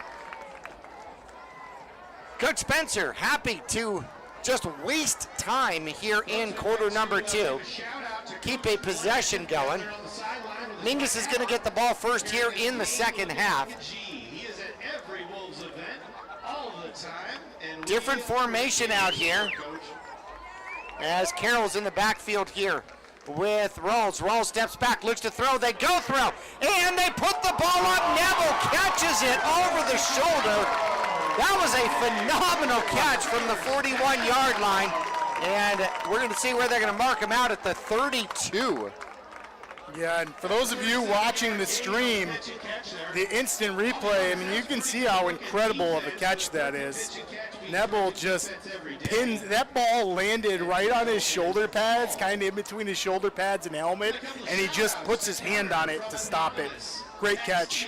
And the Wolves move downfield. Marauders. And it's so gut check time right now, Jackie. Just under 2 minutes until halftime. Got to come up with a stop. Great defense, just a better effort out there by the receiver. 1st and 10 from the 33-yard line of the Mingus Marauders. And there's the snap, and they're going to give it to the second back, and getting him from behind for the Mingus Marauders is going to be big John Kramer. And he's going to lose a yard. Yeah, I'd love to see it. Kramer able to bust through that line of scrimmage of the Wolves and make the play, and that's a great defensive play for a loss. 2nd 11 from the 34-yard line. 1:30 left to go in quarter number 2. There's the snap. Quarterback looks to throw. Throws to the near side. It's Neville. Neville hit immediately. Going down low for the tackle out there for the Mingus Marauders is going to be Andre Joy, and that is going to be a short gain of only 2. And the clock is rolling. So Marauders opting not to take another timeout just yet. It's 3rd and long, but the Wolves are just going to absolutely drain this clock. Under 55 seconds left to go. It is 3rd and 9. And the Wolves content to not attempt to score here. I am pretty surprised that we're not using a timeout. Well, a 3-score lead here by Estrella Foothills, and they're very happy with it. I guess you're right, Jackie. I guess Marauders are being conservative down 19-0. Well, the final timeout by the Wolves as they don't take the penalty. We're going to take a quick break with them. We'll come back for the final 33.6 right after this. When you're looking for a plumber, no matter the job, call The Best Plumbing. From energy-saving tankless water heaters to whatever remodel project you have in mind, from the simple to the exotic, The Best Plumbing prides themselves on quality workmanship and efficiency for a fair price. If you want plumbing done right the first time, call The Best Plumbing at 928-567-8755 or find them online at d-bestplumbing.com. 3rd and 9. Estrella Foothills is out of timeouts. Mingus still has all 3 timeouts. However, a run play here, and then they can just hold the ball and not snap it for the 4th down, and they can run the rest of the clock out. Carroll in the backfield out here with Rawls. I expect to see something pretty conservative here. Tied in on the far side. There's the snap. Quarterback looks to throw. He's going to throw. He's going to throw it downfield, and it is broken up. That is interesting. That brings up 4th down. That is an interesting call, Jackie, because now that stops the clock. Intended for Sean Ellison on that. That ball is just high. But, yeah, that stops the clock. So that, I mean, the Marauders are not trying to save this clock. So who knows, you know, if we end up getting it back, we could just take a knee to get into halftime here to make some adjustments, as they are needed, as this has been all Wolves so far. So the Wolves spread out. At this point, why not go for it? They're setting up 3 receivers to the far side. I expect that they're going to throw to the end zone. They've got a tight end coming to the near side all by themselves with about a 2-foot advantage over his defender out there. There's the snap. Rolls goes to the far side. They do hand it off. Up the middle goes Carroll. Carroll streaking toward the end zone. And touchdown. It was a delayed handoff. A 32-yard scamper for the touchdown with 20 seconds left to go in quarter number 2. Whew. I don't want to say that that's a dagger, Jackie, but it's definitely a cut. The Marauders are going to need a lot of adjustments at halftime. This has just been a clinic put on by the Wolves. And really, when it comes down to statistics, Marauders are right up there with the Wolves, but right now it's just all Estrella Foothills. The draw play works. They're going to go for 2. Rawls is going to go to the outside. He is going to hold it, come back, and then hand it off to somebody, pitched it the opposite way, and then into the end zone for the 2-point conversion. Carroll will get it, so he pitched it back, got in trouble, and then threw the ball back, and over it goes to Carroll for the 2-point conversion. Wow, I haven't seen that one. Honestly, nothing can go wrong for the Wolves right now, Jackie. So the 2-point conversion is good, as the Wolves are going to kick off to the Mingus Marauders with 20 seconds left in quarter number 2. The Hyundai of Cottonwood halftime show is right around the corner here. We'll get to talk about the adjustments that the Marauders are going to have to make, and boy, that just takes the wind out of your sails. Estrella Foothills with a 27-0 lead now over the Marauders in the first half.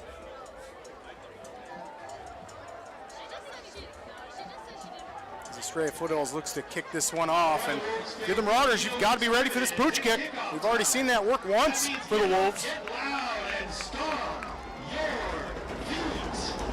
See if Mingus can make something happen with 20 ticks left. They've got all 3 timeouts, and it is a pooch kick. It's going to come down to the Mingus Marauders, and trying to make his way using about 5 seconds. It's going to be Moreno. Nope, it's going to be 9 on the return. That's going to be Matthew Dunlap. With just 15.1 seconds left on the clock. And you'd imagine we'd see the Marauders just take the time and get into halftime on this one. That way we can make some adjustments. Come out and play a little bit of a different style against the Wolves. So a prevent defense out here. 3 Wolves are back at the 30-yard line. They are going to rush only 3 as they go into a full prevent defense, and Mingus is going to kneel on the ball and give up here for the final part of the half number 1, 27-0. The Estrella Foothills are leading the Mingus Marauders here. We will return for our halftime show right after this.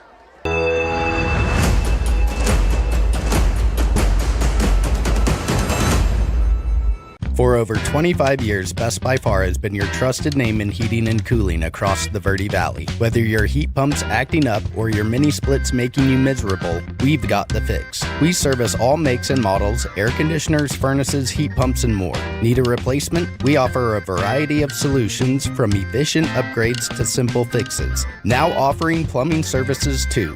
Call Best by Far at 928-282-2250 or visit besthvacbyfar.com. That's far with 2 R's. For over 20 years, Roxu Screen Printers has been the Verde Valley's choice for custom business and sporting apparel. Bring your ideas and logos to Roxu Screen Printers and watch as your creations come to life. Choose from an extensive selection of items available for your company, team, or organization's logo. From t-shirts and hats, specialty items, and embroidered company attire, you can get started with a quote by calling 928-646-5734 or email dawn@rockzoo.com. That's ROKZOO.com. For over 6 decades, Salt River Materials Group Phoenix Cement has proudly supported youth sports here in the Verde Valley. From baseball and softball to football and basketball, they empower young athletes to reach their full potential. Salt River Materials Group employees are actively involved, giving back to the community through coaching, mentoring, and volunteer efforts. With a strong commitment to environmental stewardship, they're helping to build a brighter Verde Valley. Visit srmaterials.com. Salt River Materials Group Phoenix Cement, building a stronger Verde Valley today and tomorrow. Since 1925, Tiffany Construction has worked with developers and local and federal government to build, expand, and improve infrastructure, roads, drainage systems, and subdivisions. From concept to completion, the Tiffany Construction team provides a full complement of construction services and state-of-the-art delivery methods customized to fit your needs and budget. They're Arizona's longest tenured family-owned and operated civil contractor and proudly serving the Verde Valley since 1991. Tiffany Construction, knowledge and experience to bring your project to reality. Is your young athlete pushing their limits, jumping higher, running faster? At Desert View Chiropractic, we know the demands on growing bodies. That's why we specialize in helping youth athletes reach their full potential. Regular chiropractic care can help prevent injuries, improve flexibility, and even boost performance. From better balance on the field to quicker recovery after intense training. We help your athletes stay in the game they love, stronger and healthier. Don't let aches and pains sideline your child. Invest in their future, on and off the field. Visit Desert View Chiropractic today because every young athlete deserves to play at their best. Call us at 928-300-1553. That's 928-300-1553.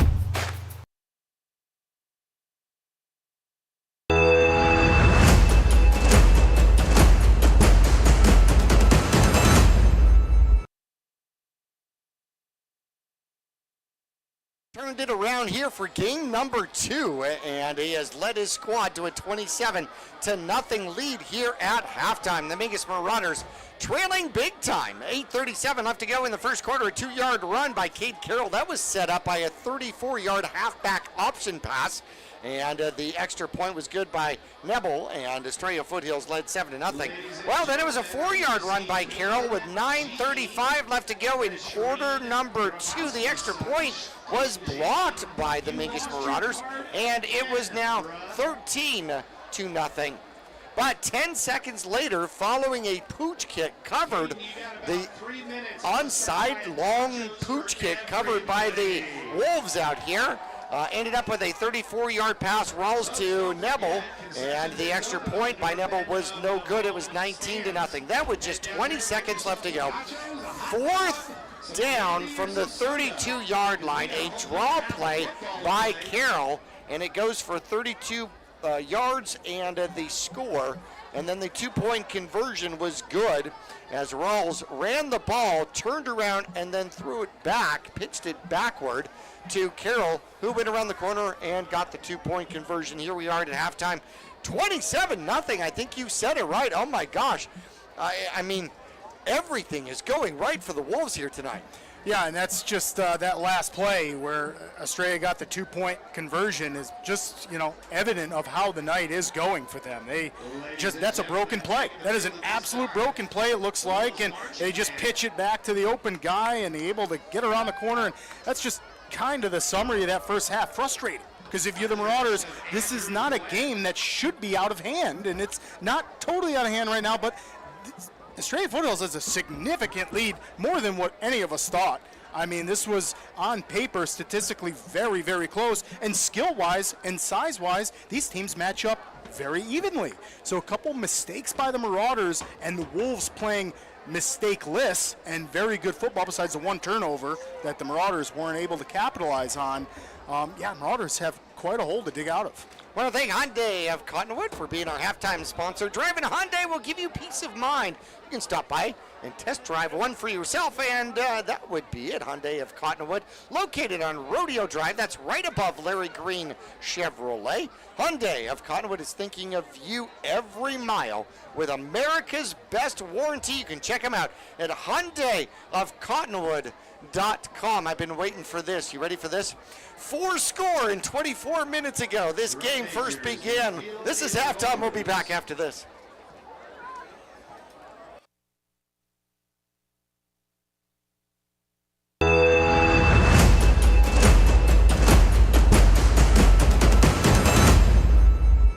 When you're looking for a plumber, no matter the job, call The Best Plumbing. From energy-saving tankless water heaters to whatever remodel project you have in mind, from the simple to the exotic. The Best Plumbing prides themselves on quality workmanship and efficiency for a fair price.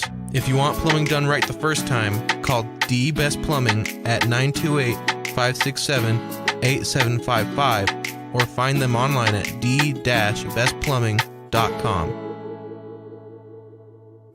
Larry Green Chevrolet has been an important partner to this community for over 30 years. Whether it be offering outstanding service and deals to the Verde Valley or providing support to schools, charities, and community events, we have made it a part of our business. We love and support the growth and future of Cottonwood and our surrounding areas. That's why we refer to our dealership as the People Place. Larry Green Chevrolet is a proud sponsor of Yavapai County, and we are proud to support our Mingus High School football. Go Marauders!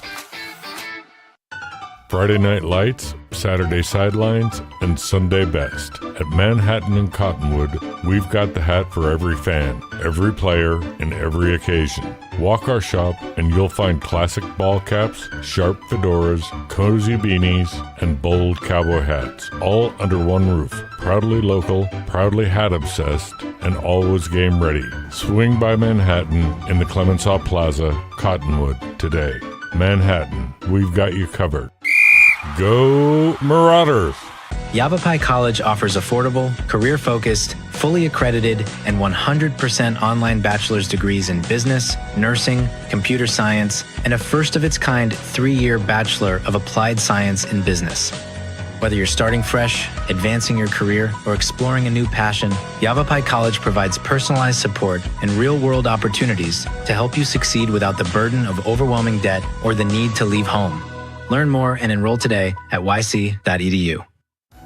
All Price Insurance on Main Street in Cottonwood is your local insurance provider for personal and commercial insurance.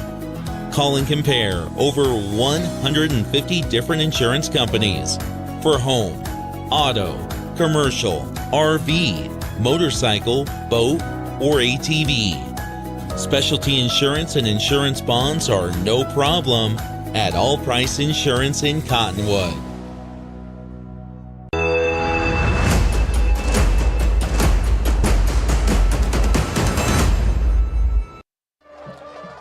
Not bunches of good things here for the Mingus Marauders. Individual stats as the Wolves band is out on the field out here for the Wolves and Marauders. It is 27-0. The Mingus Marauders behind in this one at halftime. Bejarano 3 for 5 passing with 41 yards out there. It's been sacked 3 times. If you take that against the Mingus Marauders, they've got 14 carries with 19 yards on the ground. 36 yards for Shane Chupp as he has got 10 carries in this one here in the first half. Leading receiver for the Mingus Marauders, well, Cameron Hasseman actually has 2 receptions for 12 yards. Rice has 1 for 18, 1 for 11 for Juju Gonzalez here in this one. So I apologize as Bejarano is actually 4 for 5. As we take a look at the opposing squad here, out here, the home squad for the Wolves, Jacob Rawls is 3 for 5, 4 for 5 as well,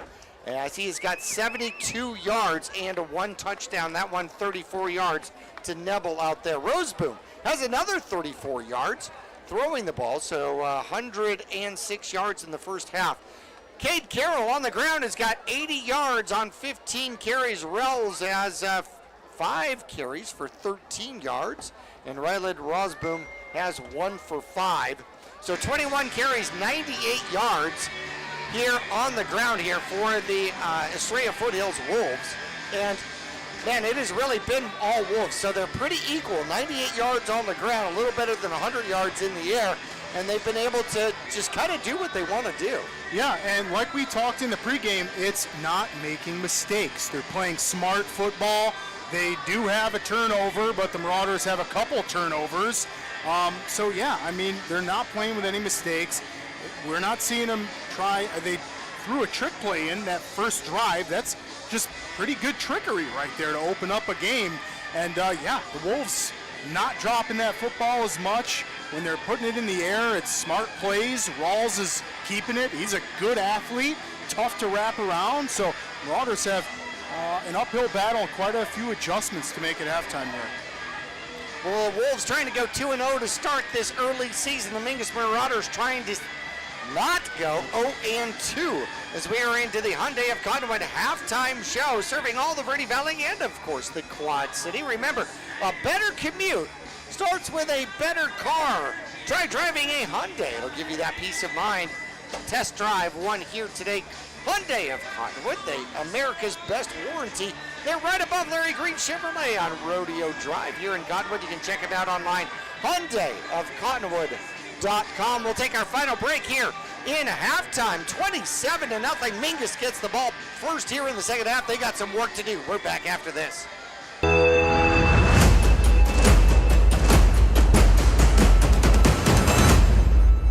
Whether you're doing new construction, a remodel, or just filling in the bare spots, there's only one place to go in the Verde Valley for the best in rock, sand, gravel, and boulders, Bedrock Landscape Materials and Supplies. They also stock flagstone, bagged Portland cement, Belgard pavers, Phoenix pavers, Acker stone, artificial turf, and now even rebar and culvert. Make them your one-stop shop, have it delivered, or stop by their yard on 89A in Cottonwood. Let Bedrock Landscape Materials and Supplies rock your world. I'm here for service and ready for battle. No need. We're your neighborhood go-to for easy, fast, and friendly car care. Tires, brakes, oil, and free services like flat repair, alignment check, and brake inspection. So no upselling, overpricing, or fake repairs. Nope. And I get all that free stuff. Yep. So you don't really need all this. Big Brand Tire and Service. Big on fast, big on friendly. For 4 generations, the Gettles name has been synonymous with heating and cooling ingenuity. Since 1987, Gettles High Desert Mechanical has established itself as the premier HVAC company in northern and central Arizona, having not only survived recent economic setbacks, but thrived and grown during those times. From sheet metal fabrication to equipment installation, and now comprehensive plumbing and drain services. From clogs to comfort, Gettles has you covered. Don't settle, get Gettles, and go Marauders. I'm Chris. And I'm Tandy, owners of Taylor Waste. We are homegrown in the Verde Valley and nearly your last local choice. We want to be your first choice for residential and small business garbage service. Get a free month service when you make the switch to Taylor Waste. And enjoy monthly service as low as $19 per month. Visit TaylorWaste.com for more information. Or to start service, call Taylor Waste at 649-2662. Taylor Waste, service tailored to your needs.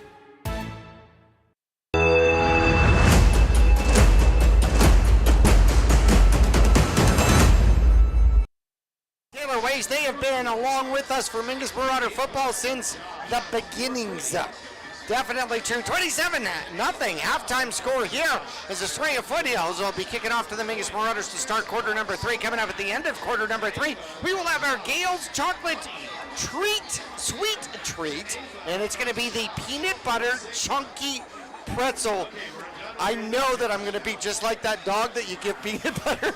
I'm just going to be licking the roof of my mouth for this whole third quarter. I can't wait. And Gail, I'll tell you, it's going to come in clutch. We need it. All right. Halftime scores. What's going on, man? A little bit around the 4A division in Arizona here. Number 7 Thunderbird is beating number 10 Prescott 17-0 right now. That one is in the second quarter. That would be a first round playoff, by the way. It would be. 7-10. Yeah, that's a good call, partner. Yeah. So that's it. Yeah.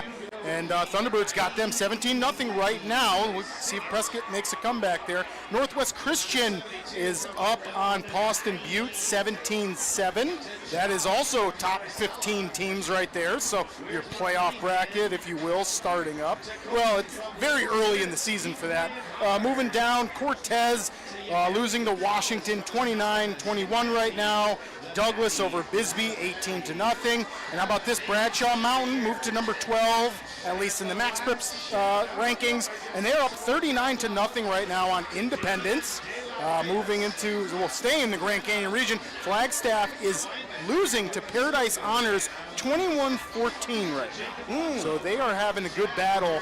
And I'll tell you, I watched Mojave play Paradise Honors, and Mojave did what they wanted with Paradise Honors. So Mojave's going to be a team to look out for, as Flagstaff and Paradise Honors is a close one right now in the second quarter.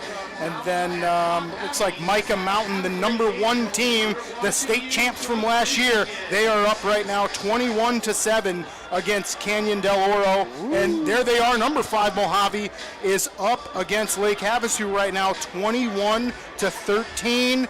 And then Marcos Tenisa is losing right now to Mesquite, number 25, 19-13. Wow, how about that? You know, Mojave came back up to the Grand Canyon region from 3A. They went down, got their bearings, beat up some people, and now they're coming back to the 4A. It looks like they're planning to do it again. Second half changes here for the Mingus Marauders.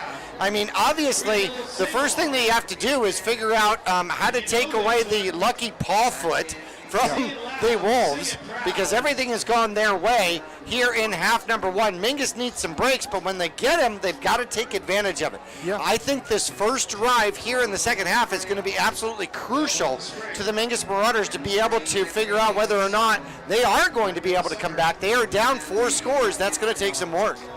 Yeah, and I think for the Marauders, it's just slow it down and execute, right? Coach Midkiff can't be all that upset right now. It's like his athletes are making plays out there. It's just nothing is going wrong for the Wolves. So that means you've just got to tighten up your game. Marauders have got to come out offensively. They're going to get the ball right now to start the second half. It's crucial that, like you said, they just take it slow. Execute each play, right? If they're going to use chop up the middle, linemen, get on your blocks. Don't overdo it, right? And just piece by piece, you've got to go down the field and get a score. It's 27-0 right now. So crucial that you can open up the second half and get on the scoreboard. Well, Mingus could definitely use a good run back here. A special teams gig would be absolutely fantastic, you know, to get something going here. It's going to take some takeaways because they've done some giveaways. For sure, and even the special teams takeaways or giveaways, you've got to be careful. You know, calling out, yes, we're looking for a good return, but in the same breath, we're also looking for just a safe return.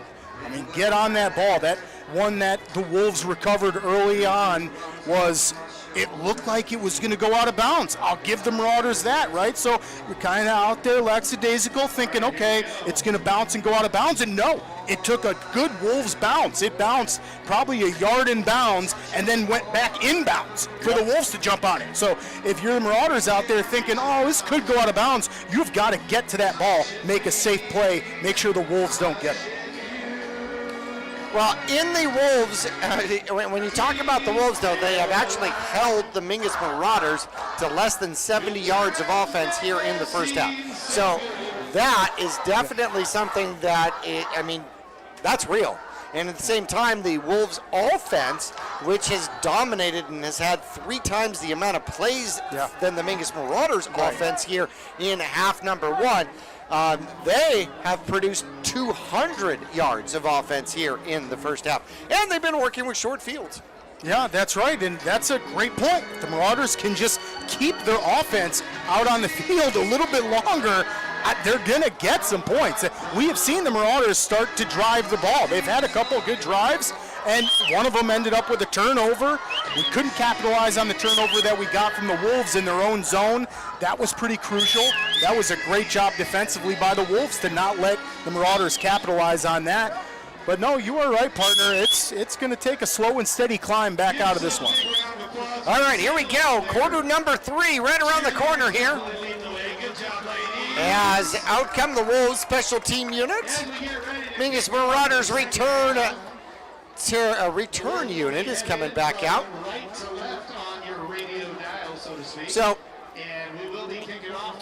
So deep is going to be Tim for the Mingus Marauders. Stokes is going to come down to the near side, and I guess he'll go kind of deep as well.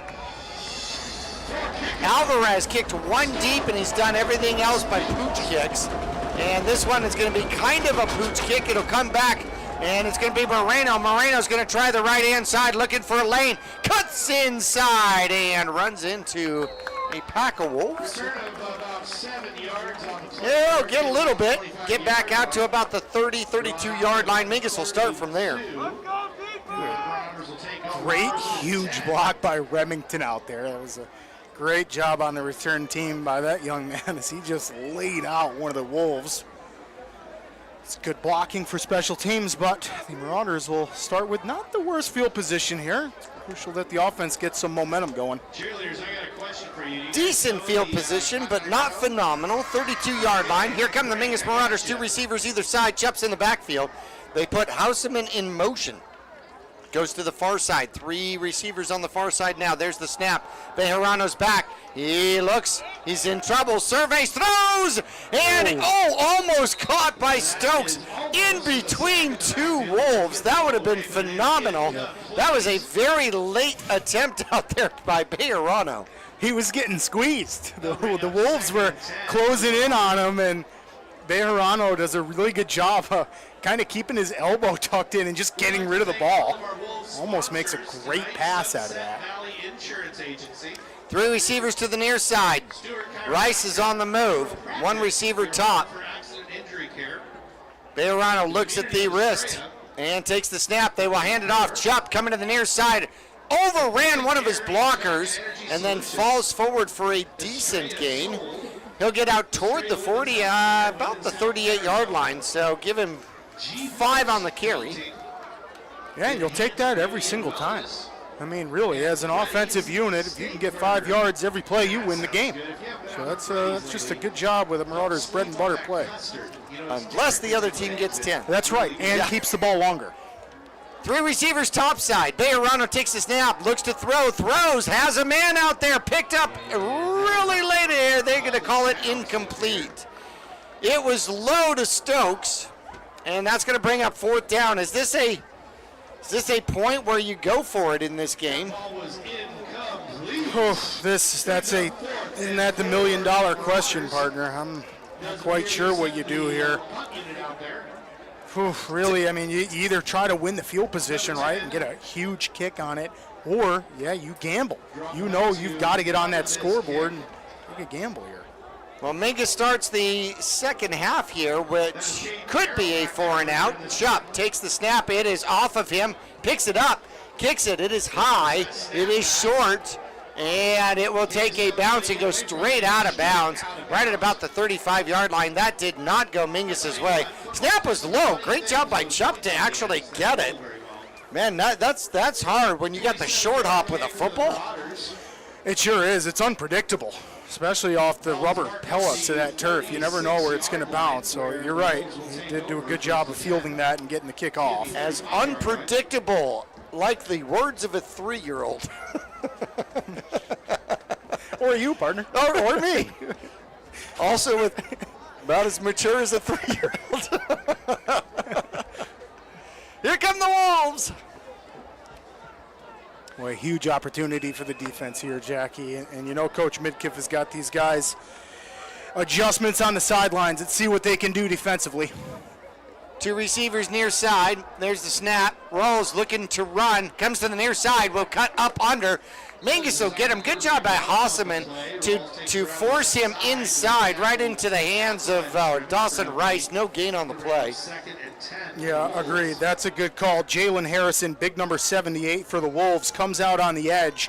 Looks like he's going to get a great block on Houseman. And Houseman just jukes the big guy and then forces the run up inside. That's a nice job of the Marauders. All finish that tackle. 2nd and 10. 2 minutes here into the second half. The Wolves taking their time. They'll go 2 receivers to the top side. Carroll in the backfield with Rolls.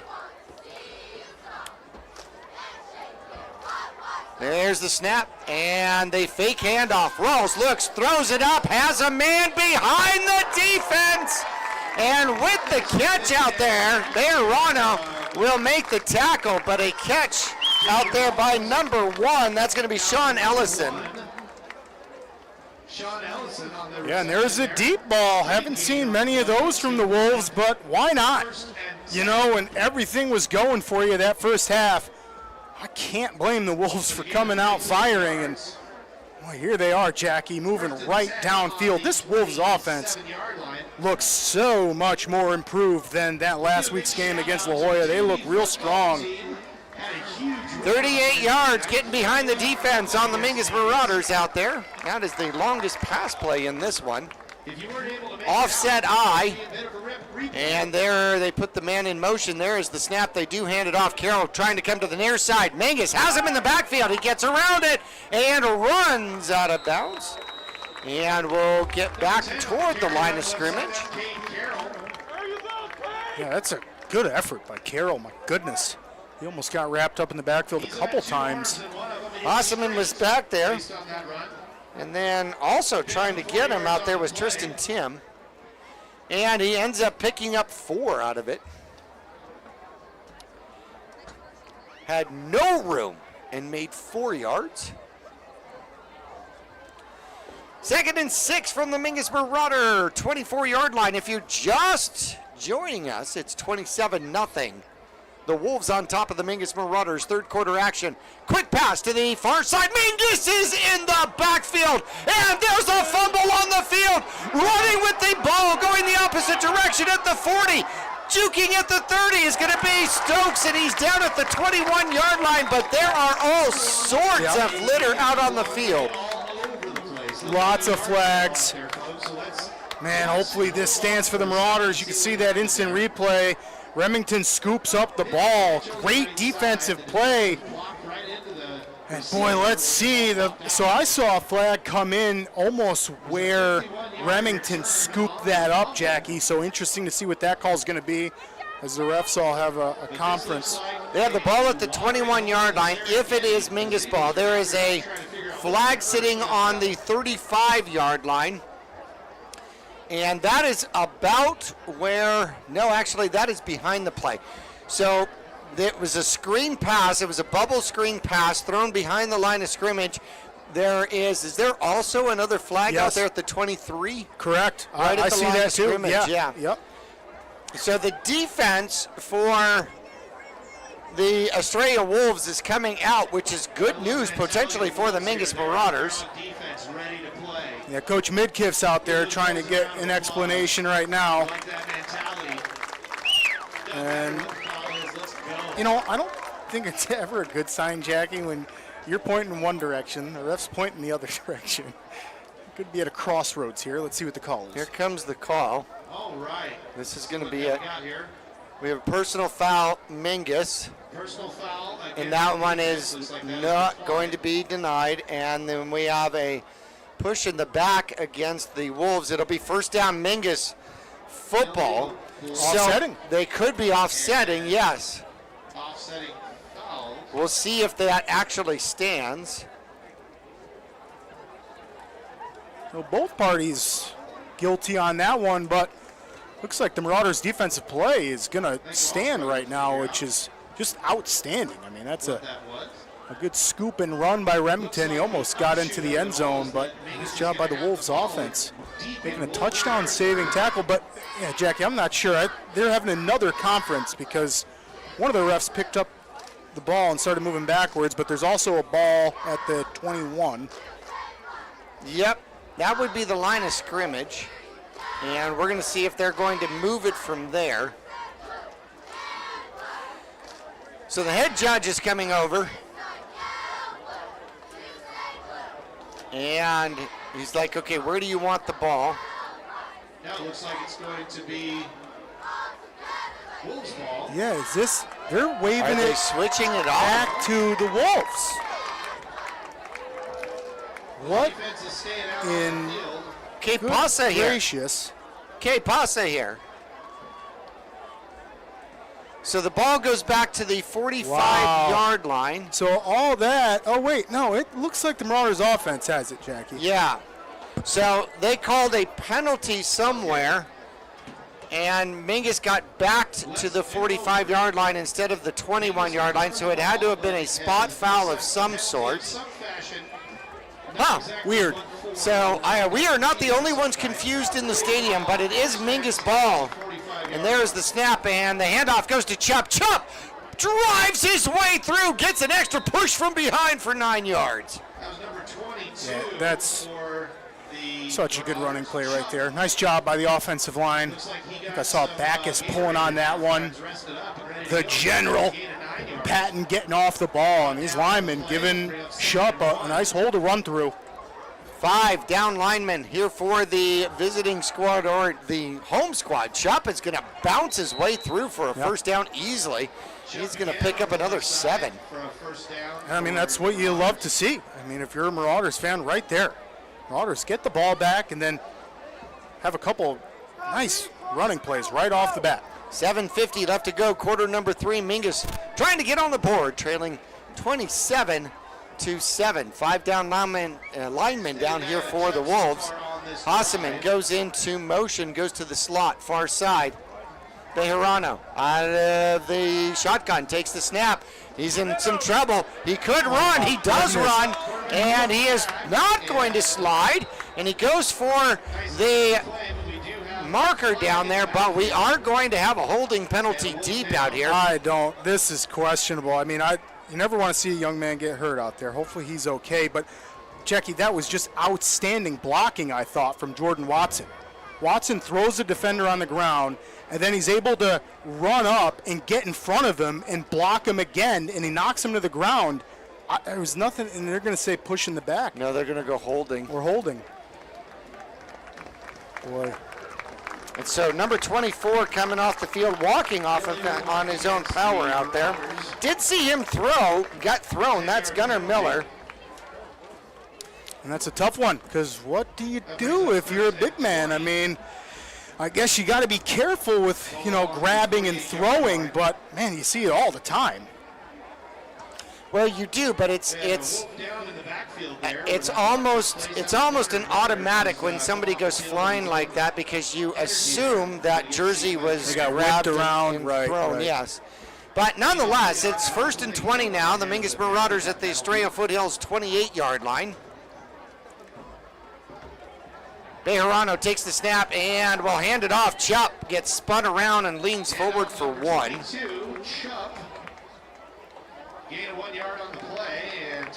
Yeah, that's a hard-earned yard right there. Marauders offensive line probably pretty amped up in there, as Watson's not happy about that previous play. He's just going to have to make it up with his fellow lineman down there. 2nd and 19 as the Mingus Marauders are right at the top of the F. The E and the F in the middle of the field here for Estrella Foothills. 4 receivers set, spread formation here for the Mingus Marauders. Dunlap comes out even further.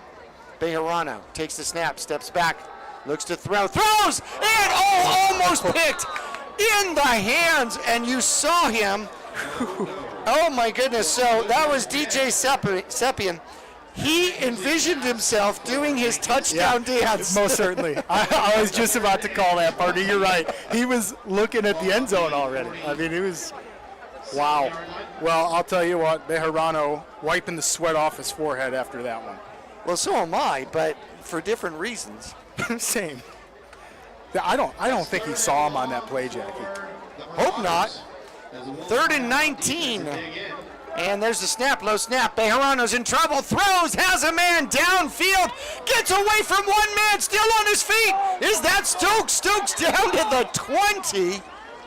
What an incredible effort out there. That is spectacular running after the catch. Yep, that is Stokes. Holy cow, what a fantastic job. Remington picks up 23 when he shouldn't have had it at all. The ball thrown up underneath the first down marker, and then that was just a tremendous effort out there by the Mingus Marauders senior. There's the snap. Hunter Bejarano will throw, has another man in. Ooh, bounces off. He's going to Stokes again, and there was connection out there. The ball bounced forward, and when that ball is in the air bouncing around like that, I swear, time just stops, doesn't it? It does. Yeah. It does, and your heart rate spikes. Wolfpack sponsors this week, feeding the Wolfpack. Bubba's 33, scratch made, all food for all.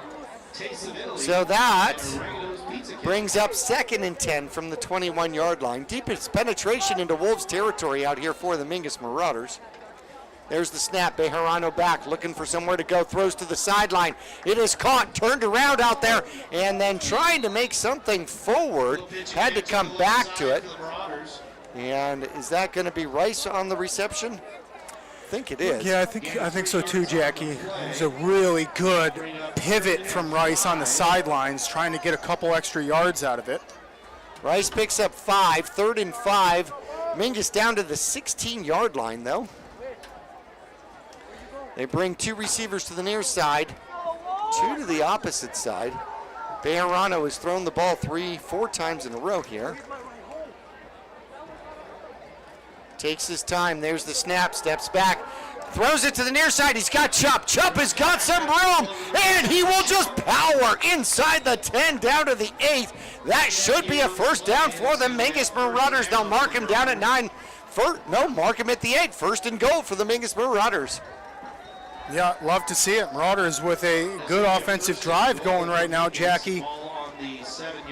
Chupp, great run after the catch. The receivers for the Marauders really coming alive this drive. Just out of the backfield as the Mingus Marauders turn it on. Throwing the ball here. 1st and goal, 4:56 left to go, quarter number 3. There's the snap. Bejarano's back, looks for somewhere to go. He's in trouble.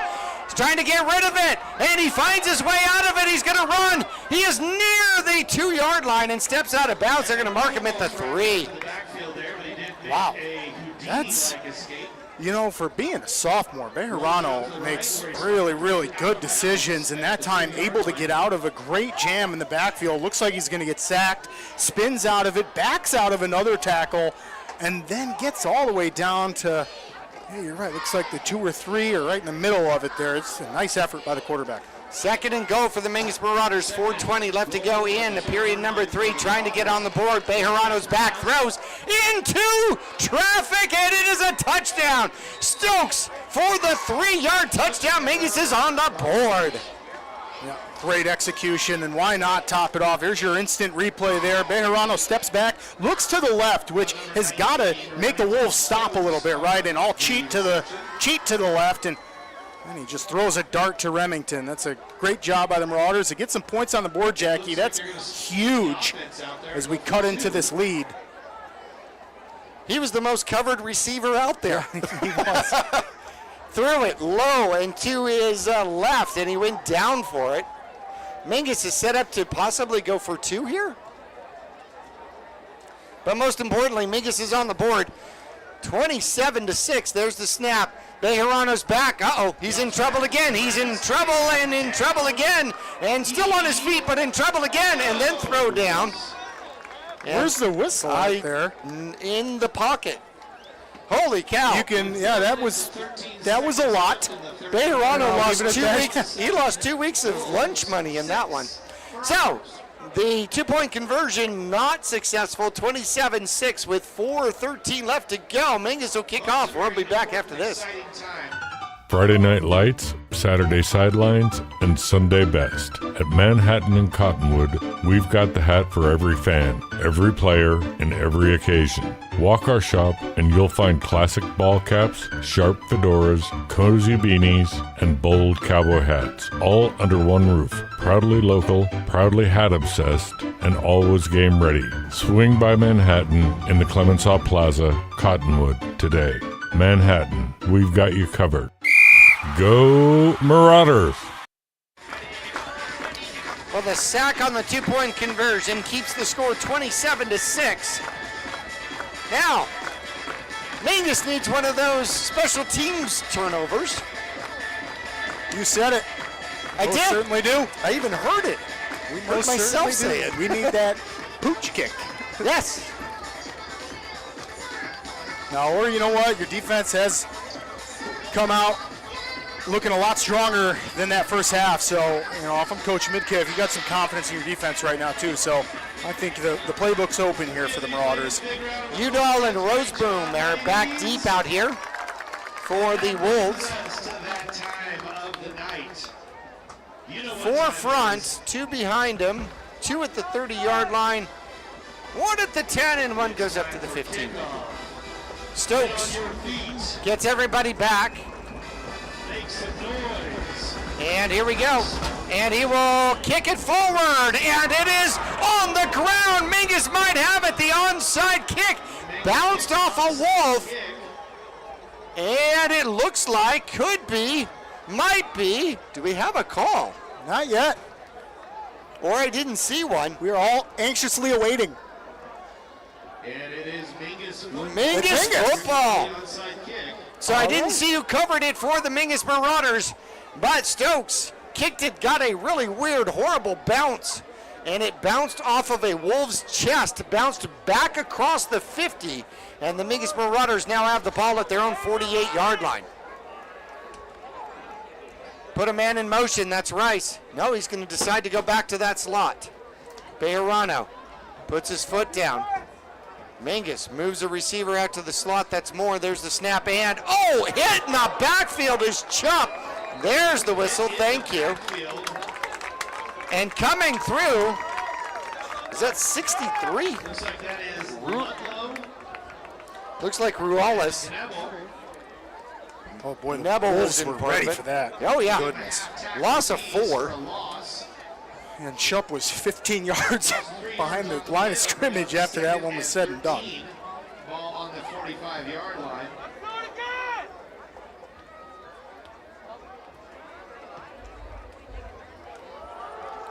There's the snap. Mingus trying to get the ball to the outside and is only going to gain 1. So it's going to be 3rd and 13. And if you're the Marauders offense, it's really time to slow down and just execute, right? It's 4th down territory this deep in the game with only 3 minutes left in the third. You're down 27-6, so essentially you have 2 plays to get these 12 yards. Empty backfield out there for the Mingus Marauders. Bejarano, low snap. He's in trouble. It's got to come to the near side. Runs around, throws the ball, puts it up, and it is intercepted. He tried to throw it away, but he didn't get it out of bounds. And that's going to be intercepted by Sean Ellison. Yeah, and Bejarano wants that one back. You're right, partner. I think he was just trying to get that one out of bounds. And, you know, that's really hard to do when you're getting chased and you're spinning around trying not to get sacked out there. The Wolves got to give the credit. That is a defensive line sack right there, Jackie. I mean, really, your defensive line gets all the credit. You're getting after the quarterback, making him run backwards, and then poor Hunter is just trying to throw that ball out of bounds. And the Wolves, again, on top of it. Mingus unable to take advantage of the onside kick. Turn it back over to the Wolves, who take it back on a pick. And here comes Estrella Foothills. 2:50 left to go in quarter number 3, 27-6. Rolls out of shotgun. Takes the snap and runs this way, runs that way, runs in the middle. Mingus will contain him and run him back. A gang tackle out there, and there comes a flag for an extra push. You know, I won't harp on it too much, but the whistles could definitely be blown a second sooner, which would avoid, 9 guys on the pile. But Ryan Sosa went flying at the end of that one. He is coming out of the game. It is going to be a personal foul, and it's going to be against the Mingus Marauders. So you stop them with no gain, and then you give up the 15 yards on the personal foul. yeah, that's a tough one. That's discipline right there. Can't lose your cool. Granted, even if it's going a little bit after the whistle, you got to keep your cool. Got to know that that's going to be a huge penalty. And again, partner, we talked about mistakes in this one, and I'll tell you, the Wolves are on the better half of that. Well, it gives them another possession, of course. Moves them into Marauder territory, and now, if you're the Marauders defense, this is a tall stand. You're down 27-6 against an Estrella Foothills team who just not many things are going wrong for them tonight. No, not at all. Rawls. So under center, he's got one back behind him. There's the snap. He's going to step back. He's going to pitch. It's going to come to the near side. Mingus trying to get to it, and they will contain him right at about the 41-yard line, close to the line of scrimmage. So Roseboom will get the carry. He'll pick up a yard, 2nd and 9 for the Estrella Foothills squad. And they're wondering whether or not they can run this third quarter clock out here with just this possession. One receiver way to the top, offset eye in the backfield. Over center is the quarterback. He takes the snap and goes to hand it to the first one through, and he breaks through and just finds a hole, a little quick hitter. And that one just goes right off center, does it not? Yeah, that goes right up the middle. There's a late flag coming in. That is going to be most likely against Mingus because the ref couldn't hear anybody but Marauders. And there was no contact on that. No, so that might be a verbal flag. Unsportsmanlike. Yep, so that is verbal, most likely. Oh like my we goodness. thought, yikes, this is the self-destruct button. We found it. Marauders Another defense, 15-yard penalty against Mingus. Yeah, the hole is just getting deeper. And if you're the Marauders, you know, you can rectify a lot of this if you can strip that ball or come up with a huge interception right now. It's crucial for the game. The Wolves will continue at 1st and 10. 1:02 left to go in quarter number 3. We have got 62 seconds from our Gale's Chocolate Sweet Treat, the Chunky Pretzel. Peanut butter chunky pretzel. Rawls points at somebody and says, okay, I'm going to hand the ball to you. They're in an offset eye. Over center is Rawls. He moves. Ooh, didn't get called for that. And they do the sweep, coming around the corner and getting caught from behind, but falling forward. Moore's going to get him. Ellison runs the ball, and they're going to pick up about 4 or so. Gain of about 4 yards on that play. Yeah, the Wolves obviously content just running the ball here, Jackie. They're not huddling up. Well, they're huddling up to waste this time, which is we got 35 seconds. They'll have to have one more snap here before they get to the fourth quarter. 2nd and 6. Inside the Mingus Marauder 20, down to the 13-yard line. Send 2 receivers to the top. Nope, they're going to come back and come to this side. So they're going to use the short end of the field. One back in the backfield. And that's going to be Roseboom. There's the snap. Quarterback keeps it, tries to come to the near side. Mingus contains him, and they try to strip it. He stays in bounds. That's Jacob Rawls on the keeper. Rawls will keep it and get down to the 11 and pick up 2. And that should do it for quarter number 3. And quarter number 4 is coming up around the corner. They haven't actually blown it, but now we are. So we're going to get into our Gale's Chocolate Sweet Treat. Now this is a jumbo pretzel dipped in white chocolate. And how do you get this thing open? This looks so delicious, Jackie. How do you get this open? Peanut butter crunch, chunky pretzel. Oh, there you go. You're going for the teeth. Just a dog. Look at this, folks. This is absolutely delicious looking. We may just have to eat yours because I can't get mine out of the package. I can definitely get you a piece off here. Oh, wait, no, I got it into the package. I can't close it again. All right. Here we go. So this is the jumbo pretzel dipped in white chocolate and all natural peanut butter, which is then covered in chopped peanuts and then finally dipped and drizzled in milk chocolate. You can indulge in the sublime experience of Gale's Chocolate's peanut butter chunky pretzel, a treat that transcends ordinary confectionery. I'm not sure what that means, but I assume that means good, yes? I'm in love. Okay. I'm in love. This is so delicious. What a crunchy pretzel. Peanut butter. The chocolate is thick. I definitely like chocolate. It's got the chocolate and the salty. That is really, really good. Oh my gosh, that is fantastic. Goodness gracious, that is a delicious sweet treat. And it has enough caffeine in the chocolate. I will be awake for the 3-day drive home. Oh yeah, we'll be buzzing after this. He's buzzing in fourth quarter. What are you talking about? All right, here we go. Back to the game. The Wolves will line this thing up. They have 3rd and 5 from the 11-yard line. And they are back into that offset I.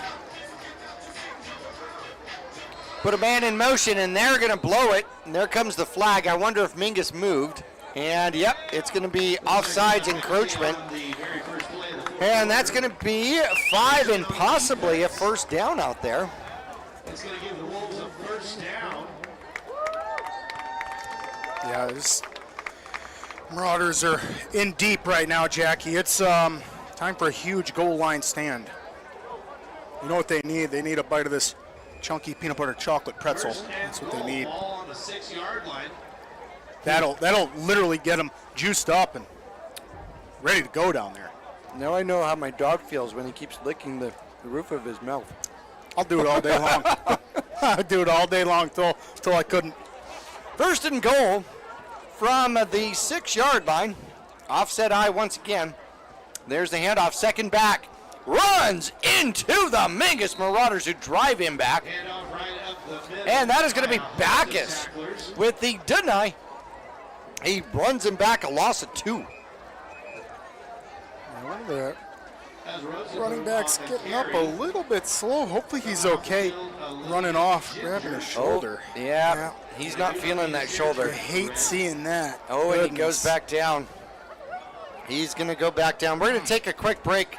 Let's take 30 seconds. We'll be back to Estrella Foothills High School after this. For over 20 years, Roxu Screen Printers has been the Verde Valley's choice for custom business and sporting apparel. Bring your ideas and logos to Roxu Screen Printers and watch as your creations come to life. Choose from an extensive selection of items available for your company, team, or organization's logo. From t-shirts and hats, specialty items, and embroidered company attire, you can get started with a quote by calling 928-646-5734 or email dawn@rockzoo.com. That's ROKZOO.com.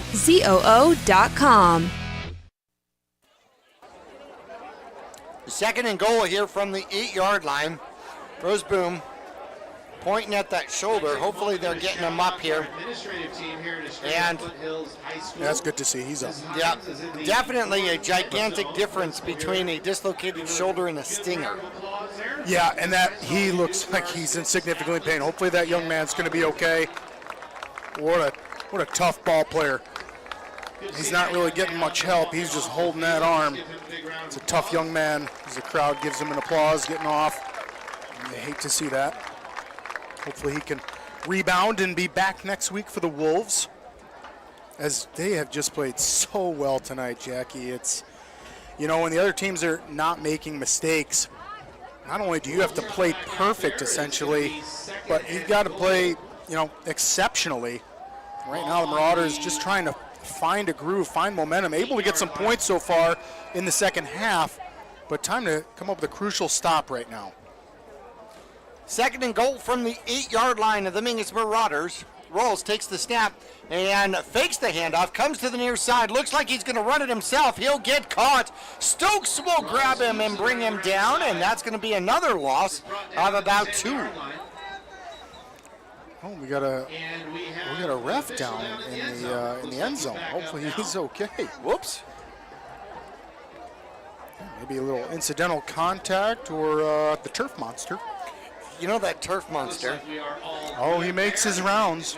Doesn't he? All over the valley tonight in just a split second. I mean, really. Let me guess, 4 reindeers in a sleigh? You know, I feel like the turf monster gets me up here in the box. Yeah, no doubt. Yeah, especially when you can't think of the word you want to use. I don't know what that's called, but... It's the turf monster. Yeah, probably so. I gotcha. 3rd and 10, 3rd and goal here from the 10. An offset I. They're going to bring the tight end over to the other side now. Tight formation, 2 receivers on the far side. It is going to be a pitch outside. Mingus had it and cutting it back in And then finally bringing it down as Patton will make the final tackle out there. The slippery Ellison almost got himself away, but it is going to be 4th down at about the 10-yard line, and it makes you wonder whether or not they're going to practice a field goal attempt here or not. Yeah, really good call, and we'll see what the Wolves opt to do here. And that was Ryan Sosa on that previous play with just a great amount of pressure. Almost came up with a big tackle for loss. And yeah, I think you're right, partner. I think the Wolves are going to attempt a field goal here, be conservative, and try to build on this lead they have. Looks like it's going to be a 27-yard attempt here for the Wolves. And I'm trying to get a number on the kicker out there. The holder is going to be Will Collier.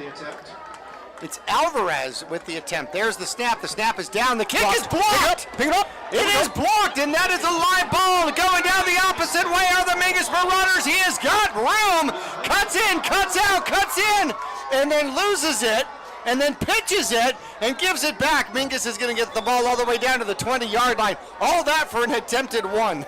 Ooh, and you saw the replay there, but excuse me for yelling go for it. I think the Marauders thought for a second it's a dead ball, but that's a field goal attempt. That's a live football, and the Marauders defense realizes it in the just nick of time, pick it up, and make a great play out of that one. And all of a sudden, Estrella Foothills trying to build on the lead, and the Marauders with a huge field goal block and setting themselves up to try to just chip away at this lead.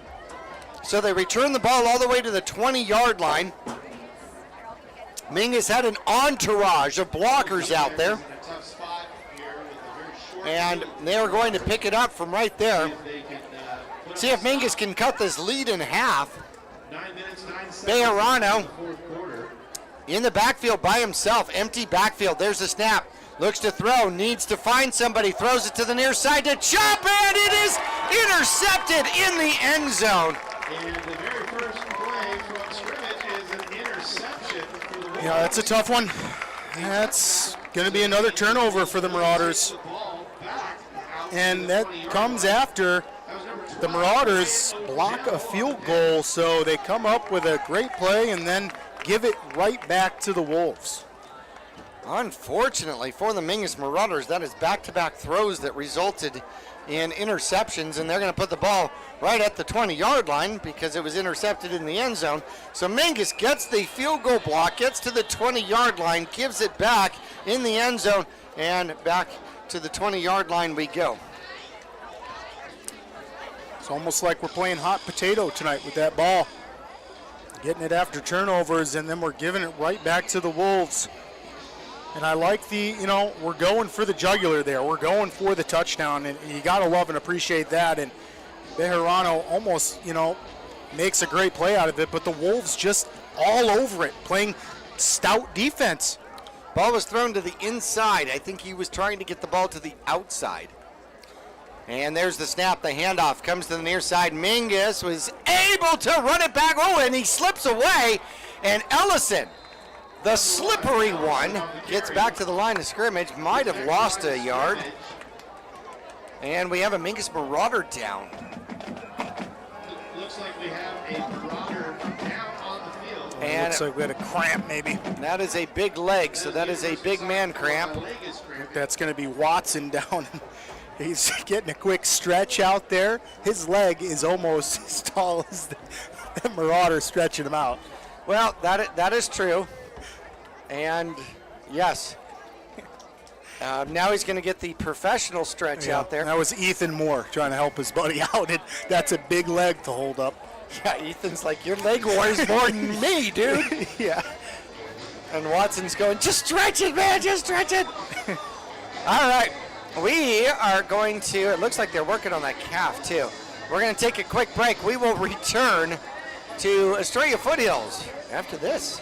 For over 6 decades, Salt River Materials Group Phoenix Cement has proudly supported youth sports here in the Verde Valley. From baseball and softball to football and basketball, they empower young athletes to reach their full potential. Salt River Materials Group employees are actively involved, giving back to the community through coaching, mentoring, and volunteer efforts. With a strong commitment to environmental stewardship, they're helping to build a brighter Verde Valley. Visit srmaterials.com. Salt River Materials Group Phoenix Cement, building a stronger Verde Valley today and tomorrow. Well, they're still stretching out Watson out there for the Mingus Marauders. They gave Ellison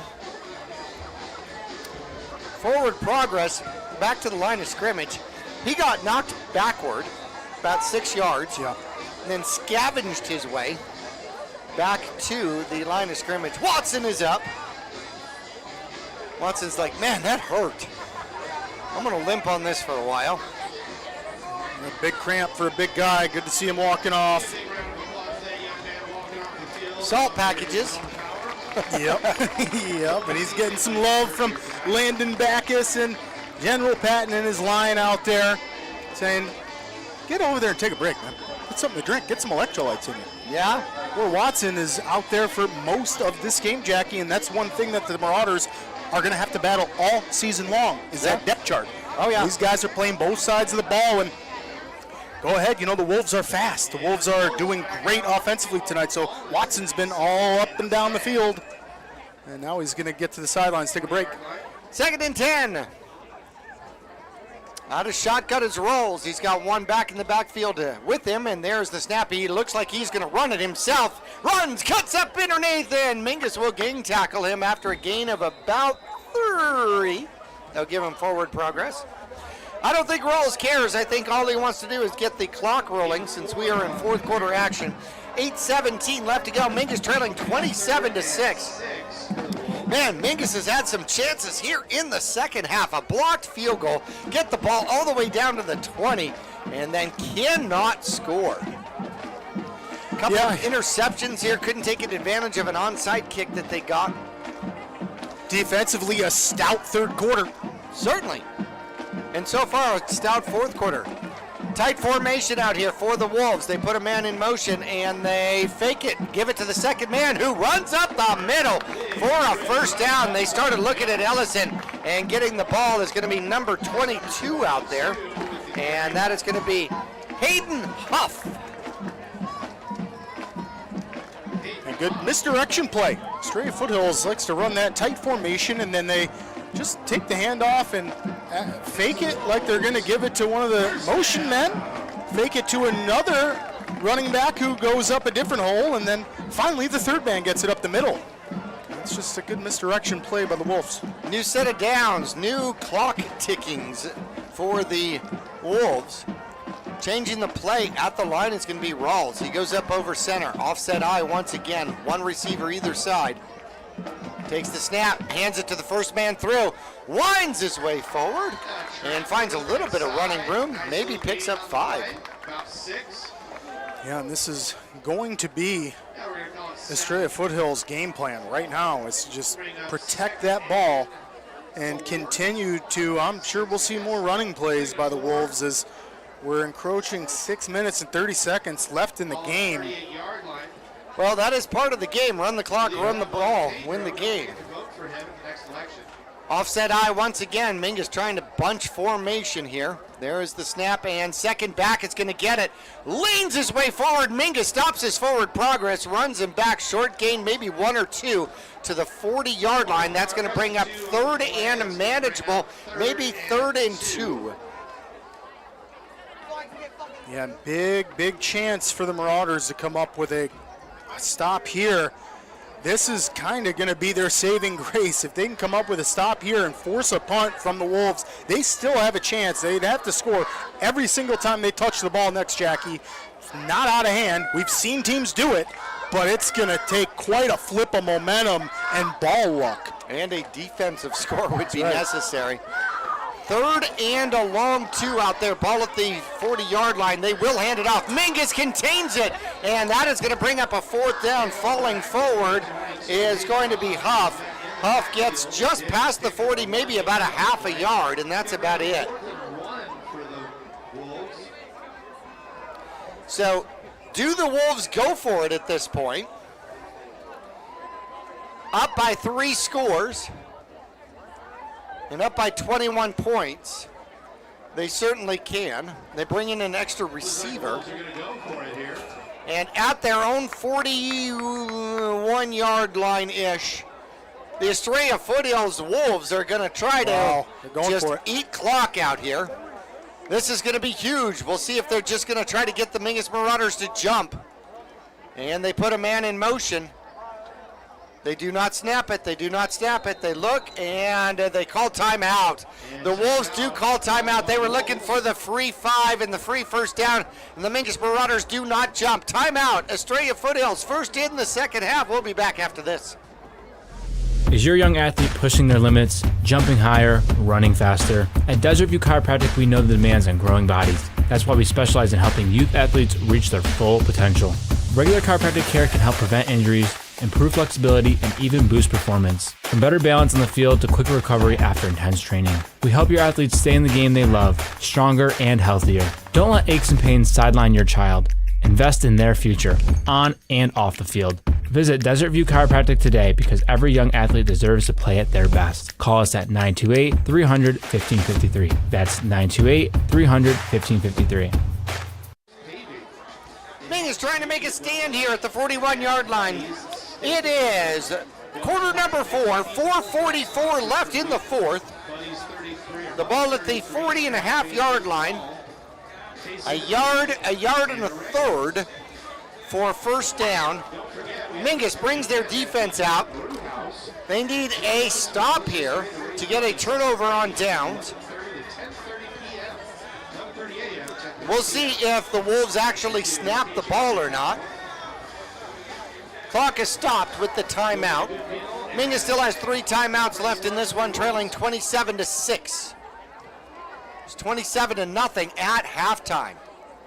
Rawls looks to take the snap, takes the snap, hands it off to a man. He's hitting the backfield, and Rivera's Pedro will not get it. The Mingus Marauders stop it. They give it to the fullback. Rivas, a senior, 5'8", 185 pounds, gets stood up. Mingus takes over on downs. Okay, so here is what needed to happen for the Marauders, Jackie. You've got to get points on the board here with 4 minutes and 35 seconds left. You've got to get an onside kick, get some more points on the board. And then an onside kick, and then more points. Well, maybe a defensive score. Okay. Right? And then we can be tied up. But nonetheless, the Marauders offense has a chance here. 2 receivers to the top side for the Mingus Marauders, 2 receivers to the bottom. Chupp will be in the backfield out there with Bejarano. Mingus, 1st and 10 from the Wolves' 41-yard line. There's the snap. Bejarano looks to throws, gets the ball out to Chupp. Chupp gets to the outside. Oh, what a block! And around the corner goes Chupp. And they're going to throw the flag, and they're going to call it a blindside block. Oh, my God. 4 flags coming in from the back, too, Jackie. Oh, my goodness gracious. That was a fantastic block, but high school rules are definitely changed in that direction. Yep. Now, he could have gone out there and stood and let him get hit, but they are probably going to call that one against the Mingus Marauders. And that's hard to adjust. It's hard to adjust to that. I mean, that's a good block. Maybe back in the day, and you're right, Jackie. I mean, the safety of our youth athletes out there is crucial. And I know the AIA and high school sports is trying to minimize those kind of hits. That's a huge hit. And you're right, a blindside is when you can't see the hit coming. And yeah, he really couldn't see that hit coming. Well, he turned around and was chasing Chupp. Now, here's the whole difference. You could go out and put your body in front of him like you're blocking. That's right, like a pick. Screen. Yeah, a screen or a pick, right. Yes, right. You can do that and go run into him. That is going to be a blindside block against the Mingus Marauders. And Coach Midkiff is out there. He's not happy about this. And there is also an unsportsmanlike against Estrella Foothills. So we are going to get an official do-over is what it looks like. Looks like we've got personal fouls against both teams here. A couple times tonight we've seen this happen. Personal fouls on both sides. They're going to put the ball at the 40. And are you looking to mark it against the Mingus Marauders? No, you're just going to put it down. There we go. All right. So we have an official do-over. We're going to pick up the flags. So the personal foul against the Wolves had to have happened on the sideline somewhere. 4:24 left to go in the game. 1st and 10 again. Mingus, 4 receivers. Well, hand it off. Chupp tries to find his way through. Will have to back his way forward across the 40 and picks up about 2, maybe 3. Yeah, and the Wolves read that one. It's a nice job just piling up on the line of scrimmage, and give credit to Chupp. He's able to keep his feet moving and get a, looks like they gave him a yard or 2 out of that. That's a great effort. Under 4 minutes left to go. Offset, strong left. Mingus Marauders are back. Bejarano's got to run. He's got somebody chasing him. He throws it at Chupp, but behind him. And that will bring up 3rd and a long 8. Yeah, give a lot of credit there. Jacob Ludlow, senior for the Wolves on that defensive line, does a great job of fighting off his block, being patient, and then just showing off the big man's speed. Now he has to go now he goes to the sideline to get oxygen. 2 receivers topside. And Mingus takes the snap, and they fake the handoff. Going to the far side is Bejarano. He's got a little bit of time. He's going to run. He's going to cut it up inside. Dive forward. Bounces off. Spins across. He's going to be short. Good effort out there by Bejarano. He will get down inside the 35, down to about the 33. But that is going to bring up 4th down. 4th and, we'll call it manageable. 4th and 3. Yeah, I mean, it's an obvious go-for-it scenario with only 3 minutes, 20 seconds. I'm wondering when Coach Midkiff might pull the timeouts out. But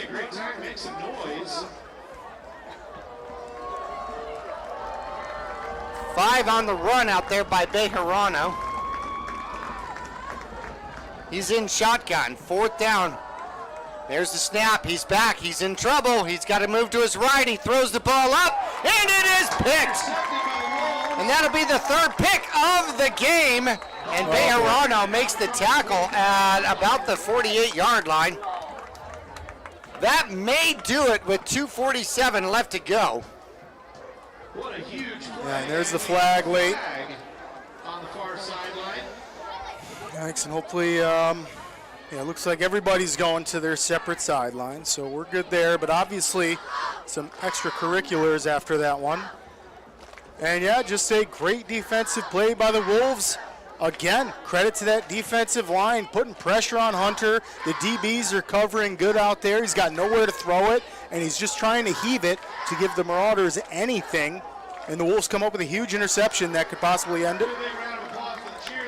And we have got the call out on the field. It is going to be a personal foul against the Mingus Marauders. And that is going to be another 15 yards. Mingus.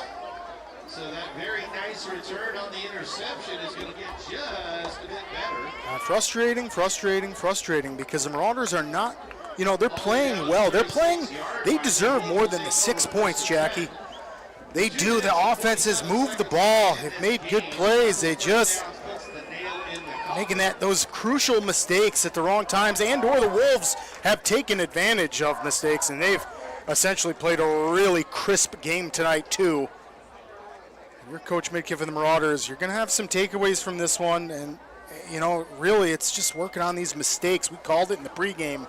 Watson's still not out there. Esquivel will be taking his place out there defensively on the line for the Mingus Marauders. One back in the backfield, 2 receivers set on the near side.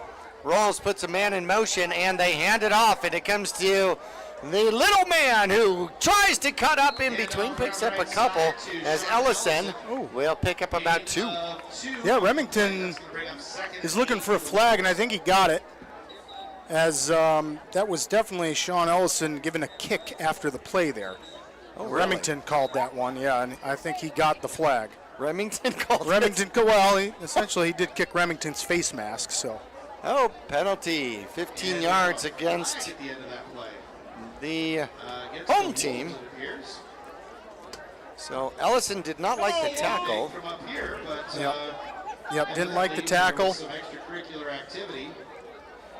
Yeah, I mean, I don't blame Remington. He got a kick to the face mask, so.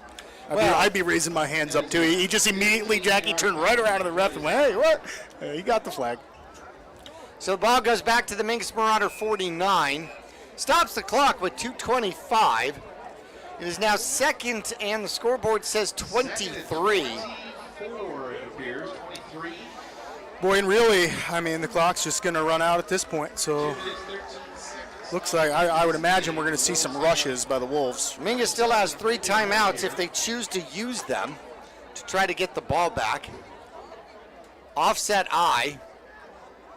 And there's the snap. They do hand it off, and going to the outside is Huff. Ooh, took a shot to the legs and was able to run through it and picks up about 4. It's going to bring up 3rd and 20. That's good sportsmanship out there by the Wolves offensive line, helping our big General Patton up from the ground on that one, and it took a couple Wolves to help Patton up. Big man out there for the Marauders, and again, can't give these guys enough credit. They are playing both ways, a lot of them. It's a lot of endurance, a lot of stamina, and man, a lot of hard work they're putting in. No doubts. No doubts. Got to be in great shape to play Ironman football.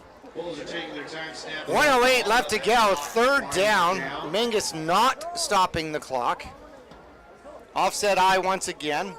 There's the snap. They hand it to the second back. Back it comes to the near side, being chased to the sideline. And, horse collar. And that will probably give them an automatic first down. Huff picked up about 8 yards inside of the 35-yard line. And then we will probably have another personal foul adding to the backside of that. Mingus has definitely racked up the penalties this game. 89 yards of penalties in this one. In the event they give them a first down, there's the horse collar, and that is going to go against the Mingus Marauders. That'll be an automatic first down. There's going to be a first down. With 51 seconds left, I don't think Mingus can stop the clock enough in this one.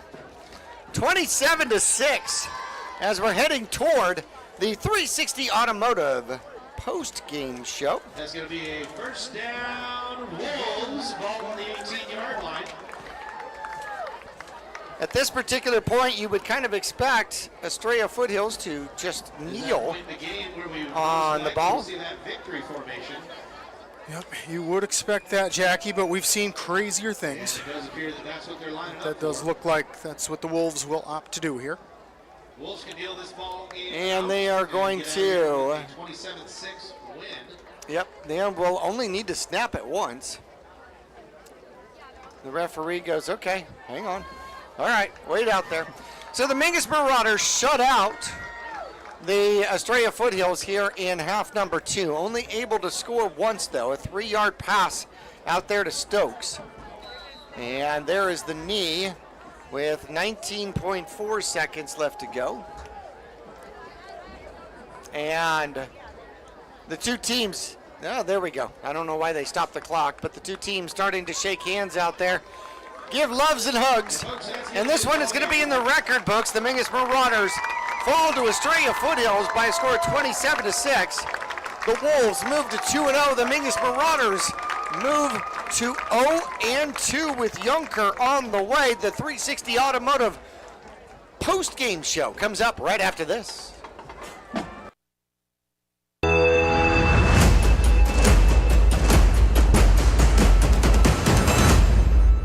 Whether you're doing new construction, a remodel, or just filling in the bare spots, there's only one place to go in the Verde Valley for the best in rock, sand, gravel, and boulders, Bedrock Landscape Materials and Supplies. They also stock flagstone, bag Portland cement, Belgard pavers, Phoenix pavers, Acker stone, artificial turf, and now even rebar and culvert. Make them your one-stop shop. Have it delivered or stop by their yard on 89A in Cottonwood. Let Bedrock Landscape Materials and Supplies rock your world. For over 25 years, Best by Far has been your trusted name in heating and cooling across the Verde Valley. Whether your heat pump's acting up or your mini splits making you miserable, we've got the fix. We service all makes and models, air conditioners, furnaces, heat pumps, and more. Need a replacement? We offer a variety of solutions from efficient upgrades to simple fixes. Now offering plumbing services too.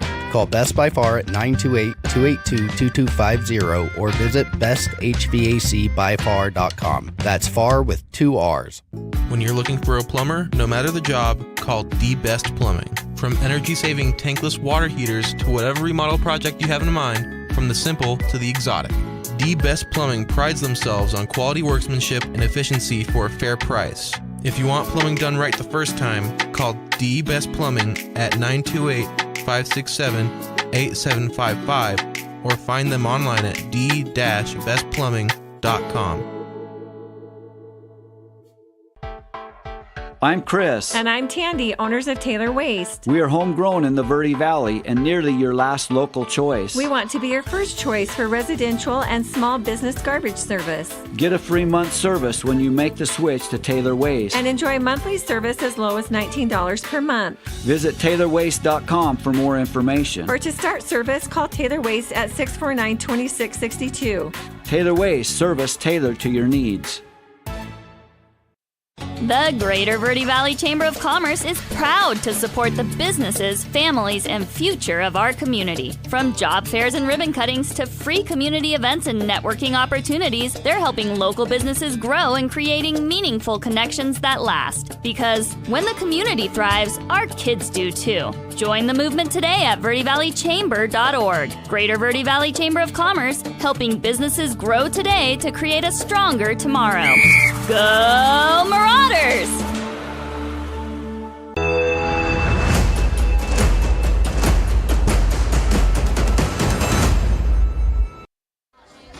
Here at Estrella Foothills, home of the Wolves take down the Mingus Marauders here today by a score of 27-6. We are into our 360 Automotive post-game show, and of course they're located on Main Street in Cottonwood. You can actually schedule your own appointment. You go to 360autoaz.com and you put in your appointment. I wonder if you can put in your, I want to pay $29 for an oil change. I wonder if you can do that too. Wouldn't that be great? They're making it easy, though. I know. At 360 Automotive in Cottonwood, they can keep your ride road ready. That's a lot of R's. With reliable, that's more, and affordable maintenance and repairs. They're locally owned and operated. You can trust 360 Automotive to keep your car on the road and out of the shop. Final score here today, 27-6. Woof. It was 27-0 at halftime. First quarter was 7-0. A 2-yard run by Cade Carroll made the difference. A Nebel extra point made it 7-0. In the second quarter, the Wolves actually scored twice in 10 seconds, time on the clock. At 9:35, they had a 4-yard run by Carroll. The extra point was blocked by the Mingus brothers. They did a great job with that, by the way. And then they turn around. Mingus gives them the ball back, and they immediately, just 10 seconds later, a 34-yard pass rolls to Nebel as they went downfield and actually got the onside kick off the pooch kick, and a 34-yard pass play. First play from the line of scrimmage, and the extra point was not good. It was now 19-0. Then a 32-yard draw by Carroll with no time. 20 seconds left to go in the first half. It was absolutely amazing. And that should have been stopped. It wasn't stopped. It was a great effort out there by Carroll. The extra point, actually the 2-point conversion was good, and it was 27-0. Mingus would score in the third quarter with 4:18 left to go. A 3-yard pass. Bejarano finds Stokes in the back of the end zone. The 2-point conversion attempt, a pass attempt, no good. It ended in a sack. So, unfortunately, boy, this felt like it could have gone Mingus's way at any particular point, but it just I don't know. We were like too close to St. Paddy's Day and the luck of the Irish was not with us, or I'm not sure what. Yeah, because it's when you're looking at both these teams, the size and speed is quite similar. Now, granted, Estrella Foothills might have a little bit of a deeper depth chart, if you will, but nonetheless, yeah, this is one that the Marauders, I feel like, kind of let go of. And, you know, this is a tough start to the road warriors that they are for the next few weeks. 3 more games on the road. So this is a little bit of a wake-up call. You know, if you want any chance of playoffs and win the region, you have got to get wins and tune up now. No doubt. We're going to take another break here in the 360 Automotive post-game show. We got individual stats right around the corner after this.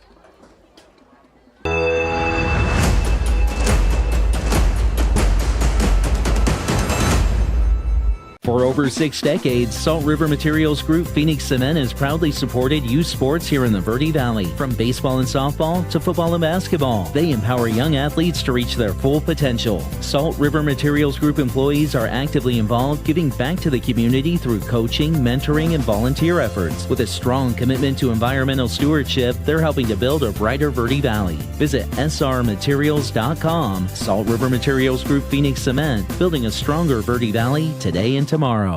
For over 20 years, Roxu Screen Printers has been the Verde Valley's choice for custom business and sporting apparel. Bring your ideas and logos to Roxu Screen Printers and watch as your creations come to life. Choose from an extensive selection of items available for your company, team, or organization's logo. From t-shirts and hats, specialty items, and embroidered company attire, you can get started with a quote by calling 928-646-5734 or email dawn@rockzoo.com. That's ROKZOO.com. Since 1925, Tiffany Construction has worked with developers and local and federal government to build, expand, and improve infrastructure, roads, drainage systems, and subdivisions. From concept to completion, the Tiffany Construction team provides a full complement of construction services and state-of-the-art delivery methods customized to fit your needs and budget. They're Arizona's longest tenured family-owned and operated civil contractor and proudly serving the Verde Valley since 1991. Tiffany Construction, knowledge and experience to bring your project to reality.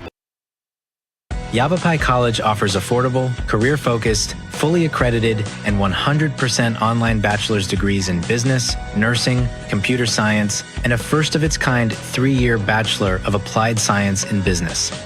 Whether you're starting fresh, advancing your career, or exploring a new passion, Yavapai College provides personalized support and real-world opportunities to help you succeed without the burden of overwhelming debt or the need to leave home.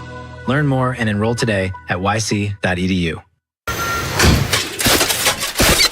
I'm here for service and ready for battle. No need. We're your neighborhood go-to for easy, fast, and friendly car care.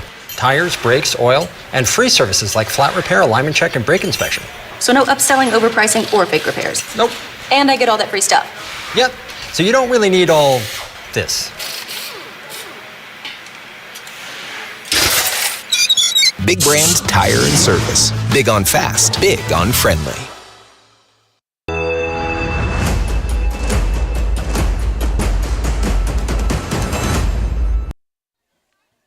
Final score here today, the Mingus Marauders fall to the Wolves here by a score of 27-6. Mingus wins the second half, though, 6-0 here over the Wolves. Want to thank 360 Automotive, located on Main Street, our post-game sponsor. You can trust 360 Automotive to keep your car on the road and out of the shop, whether it's a scheduled service or those unexpected pains in the muffler. They'll fix it affordably, reliably, and as quickly as possible. You can schedule your appointment today at 360autoaz.com, 360autoaz.com. Well, the Mingus Marauders end up with 100 and, oh, goodness gracious, 132 yards of total offense from the line of scrimmage. Bejarano here today, 8 for 17, 81 yards, 1 touchdown. Three interceptions, though. On the ground, 51 yards on 23 carries, although Chupp had 17 carries for 57 yards. Leading receiver out here for the Mingus Marauders is going to be Remington Stokes. He had the 3-yard touchdown, also had a 23-yard reception.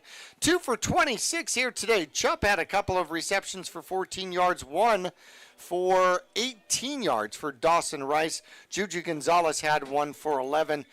here today. On the opposing side, Rawls was, well, efficient. I'll just put it that way in the passing category here. As he ends up with 109 yards. They end up with 143 yards passing for the entire game. And he was extremely efficient. He was 6 for 7 in the game. 1 touchdown, 34-yard touchdown to Nebel out there as he ends up, 6 for 7, 109 yards and a touchdown. That's not altogether bad.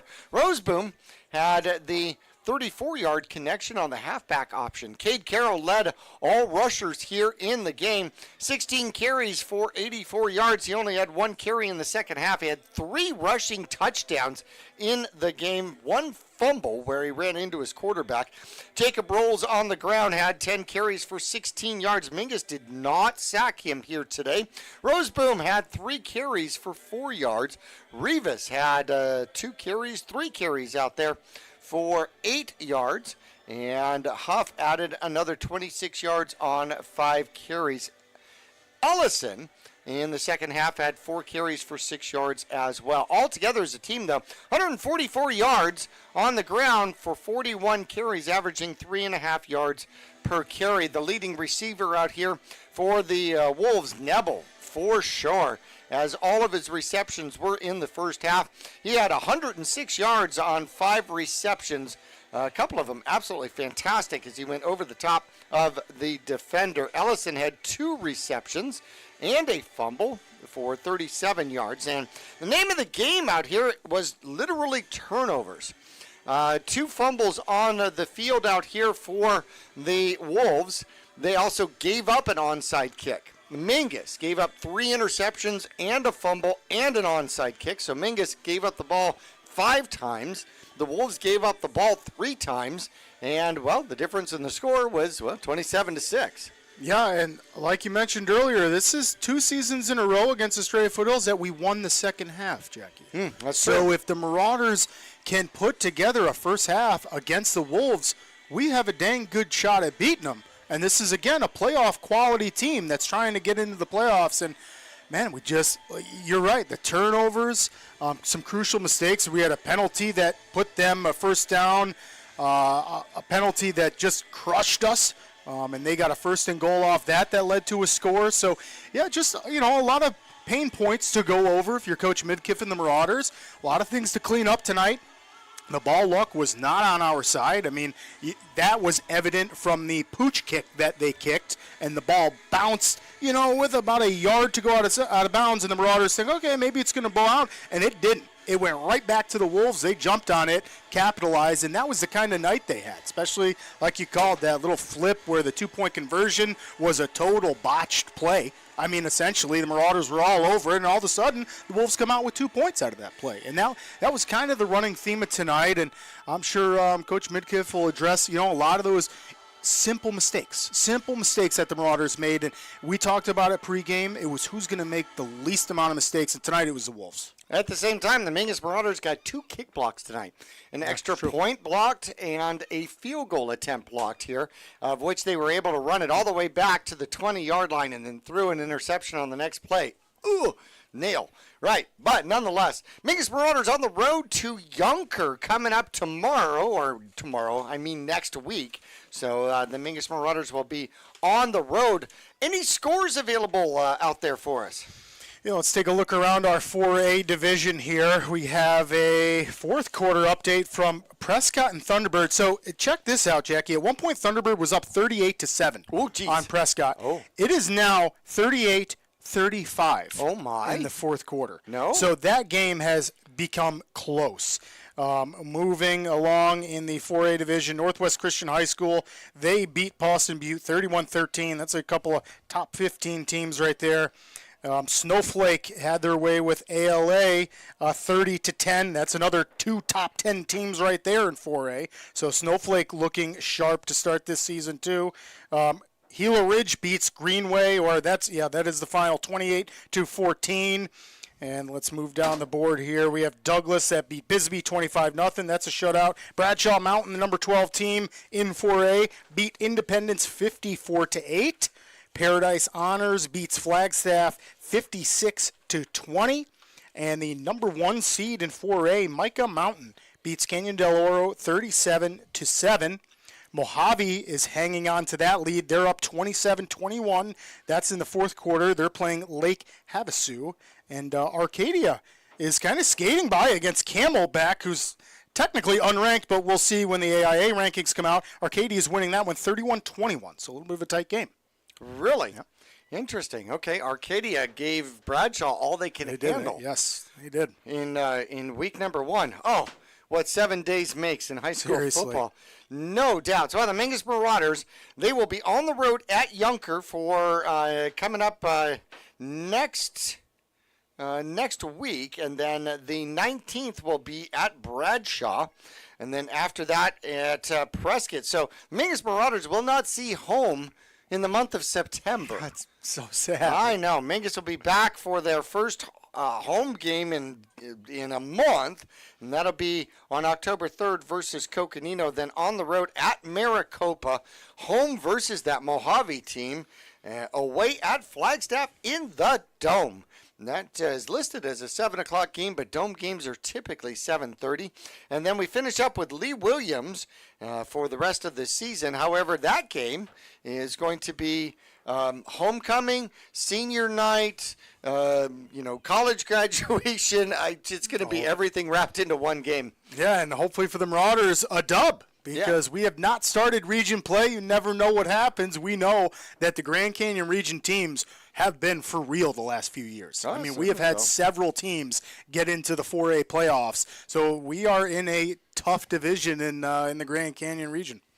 Final score once again here tonight. The Estrella Wolves take down the Mingus Marauders by a score of 27-6. Want to thank our crews, Sam Jocham, our producer here tonight, our cameras, Becca Bonner, Steve Endicott, and Kernan Hale. And for myself, as well as Nick Yatsenko, I'm Jackie Bessler, wishing one and all an absolute fabulous night from deep in the south part of Buckeye Avondale. Where are we? Goodyear. Goodyear. We're right around those, though. We're right around.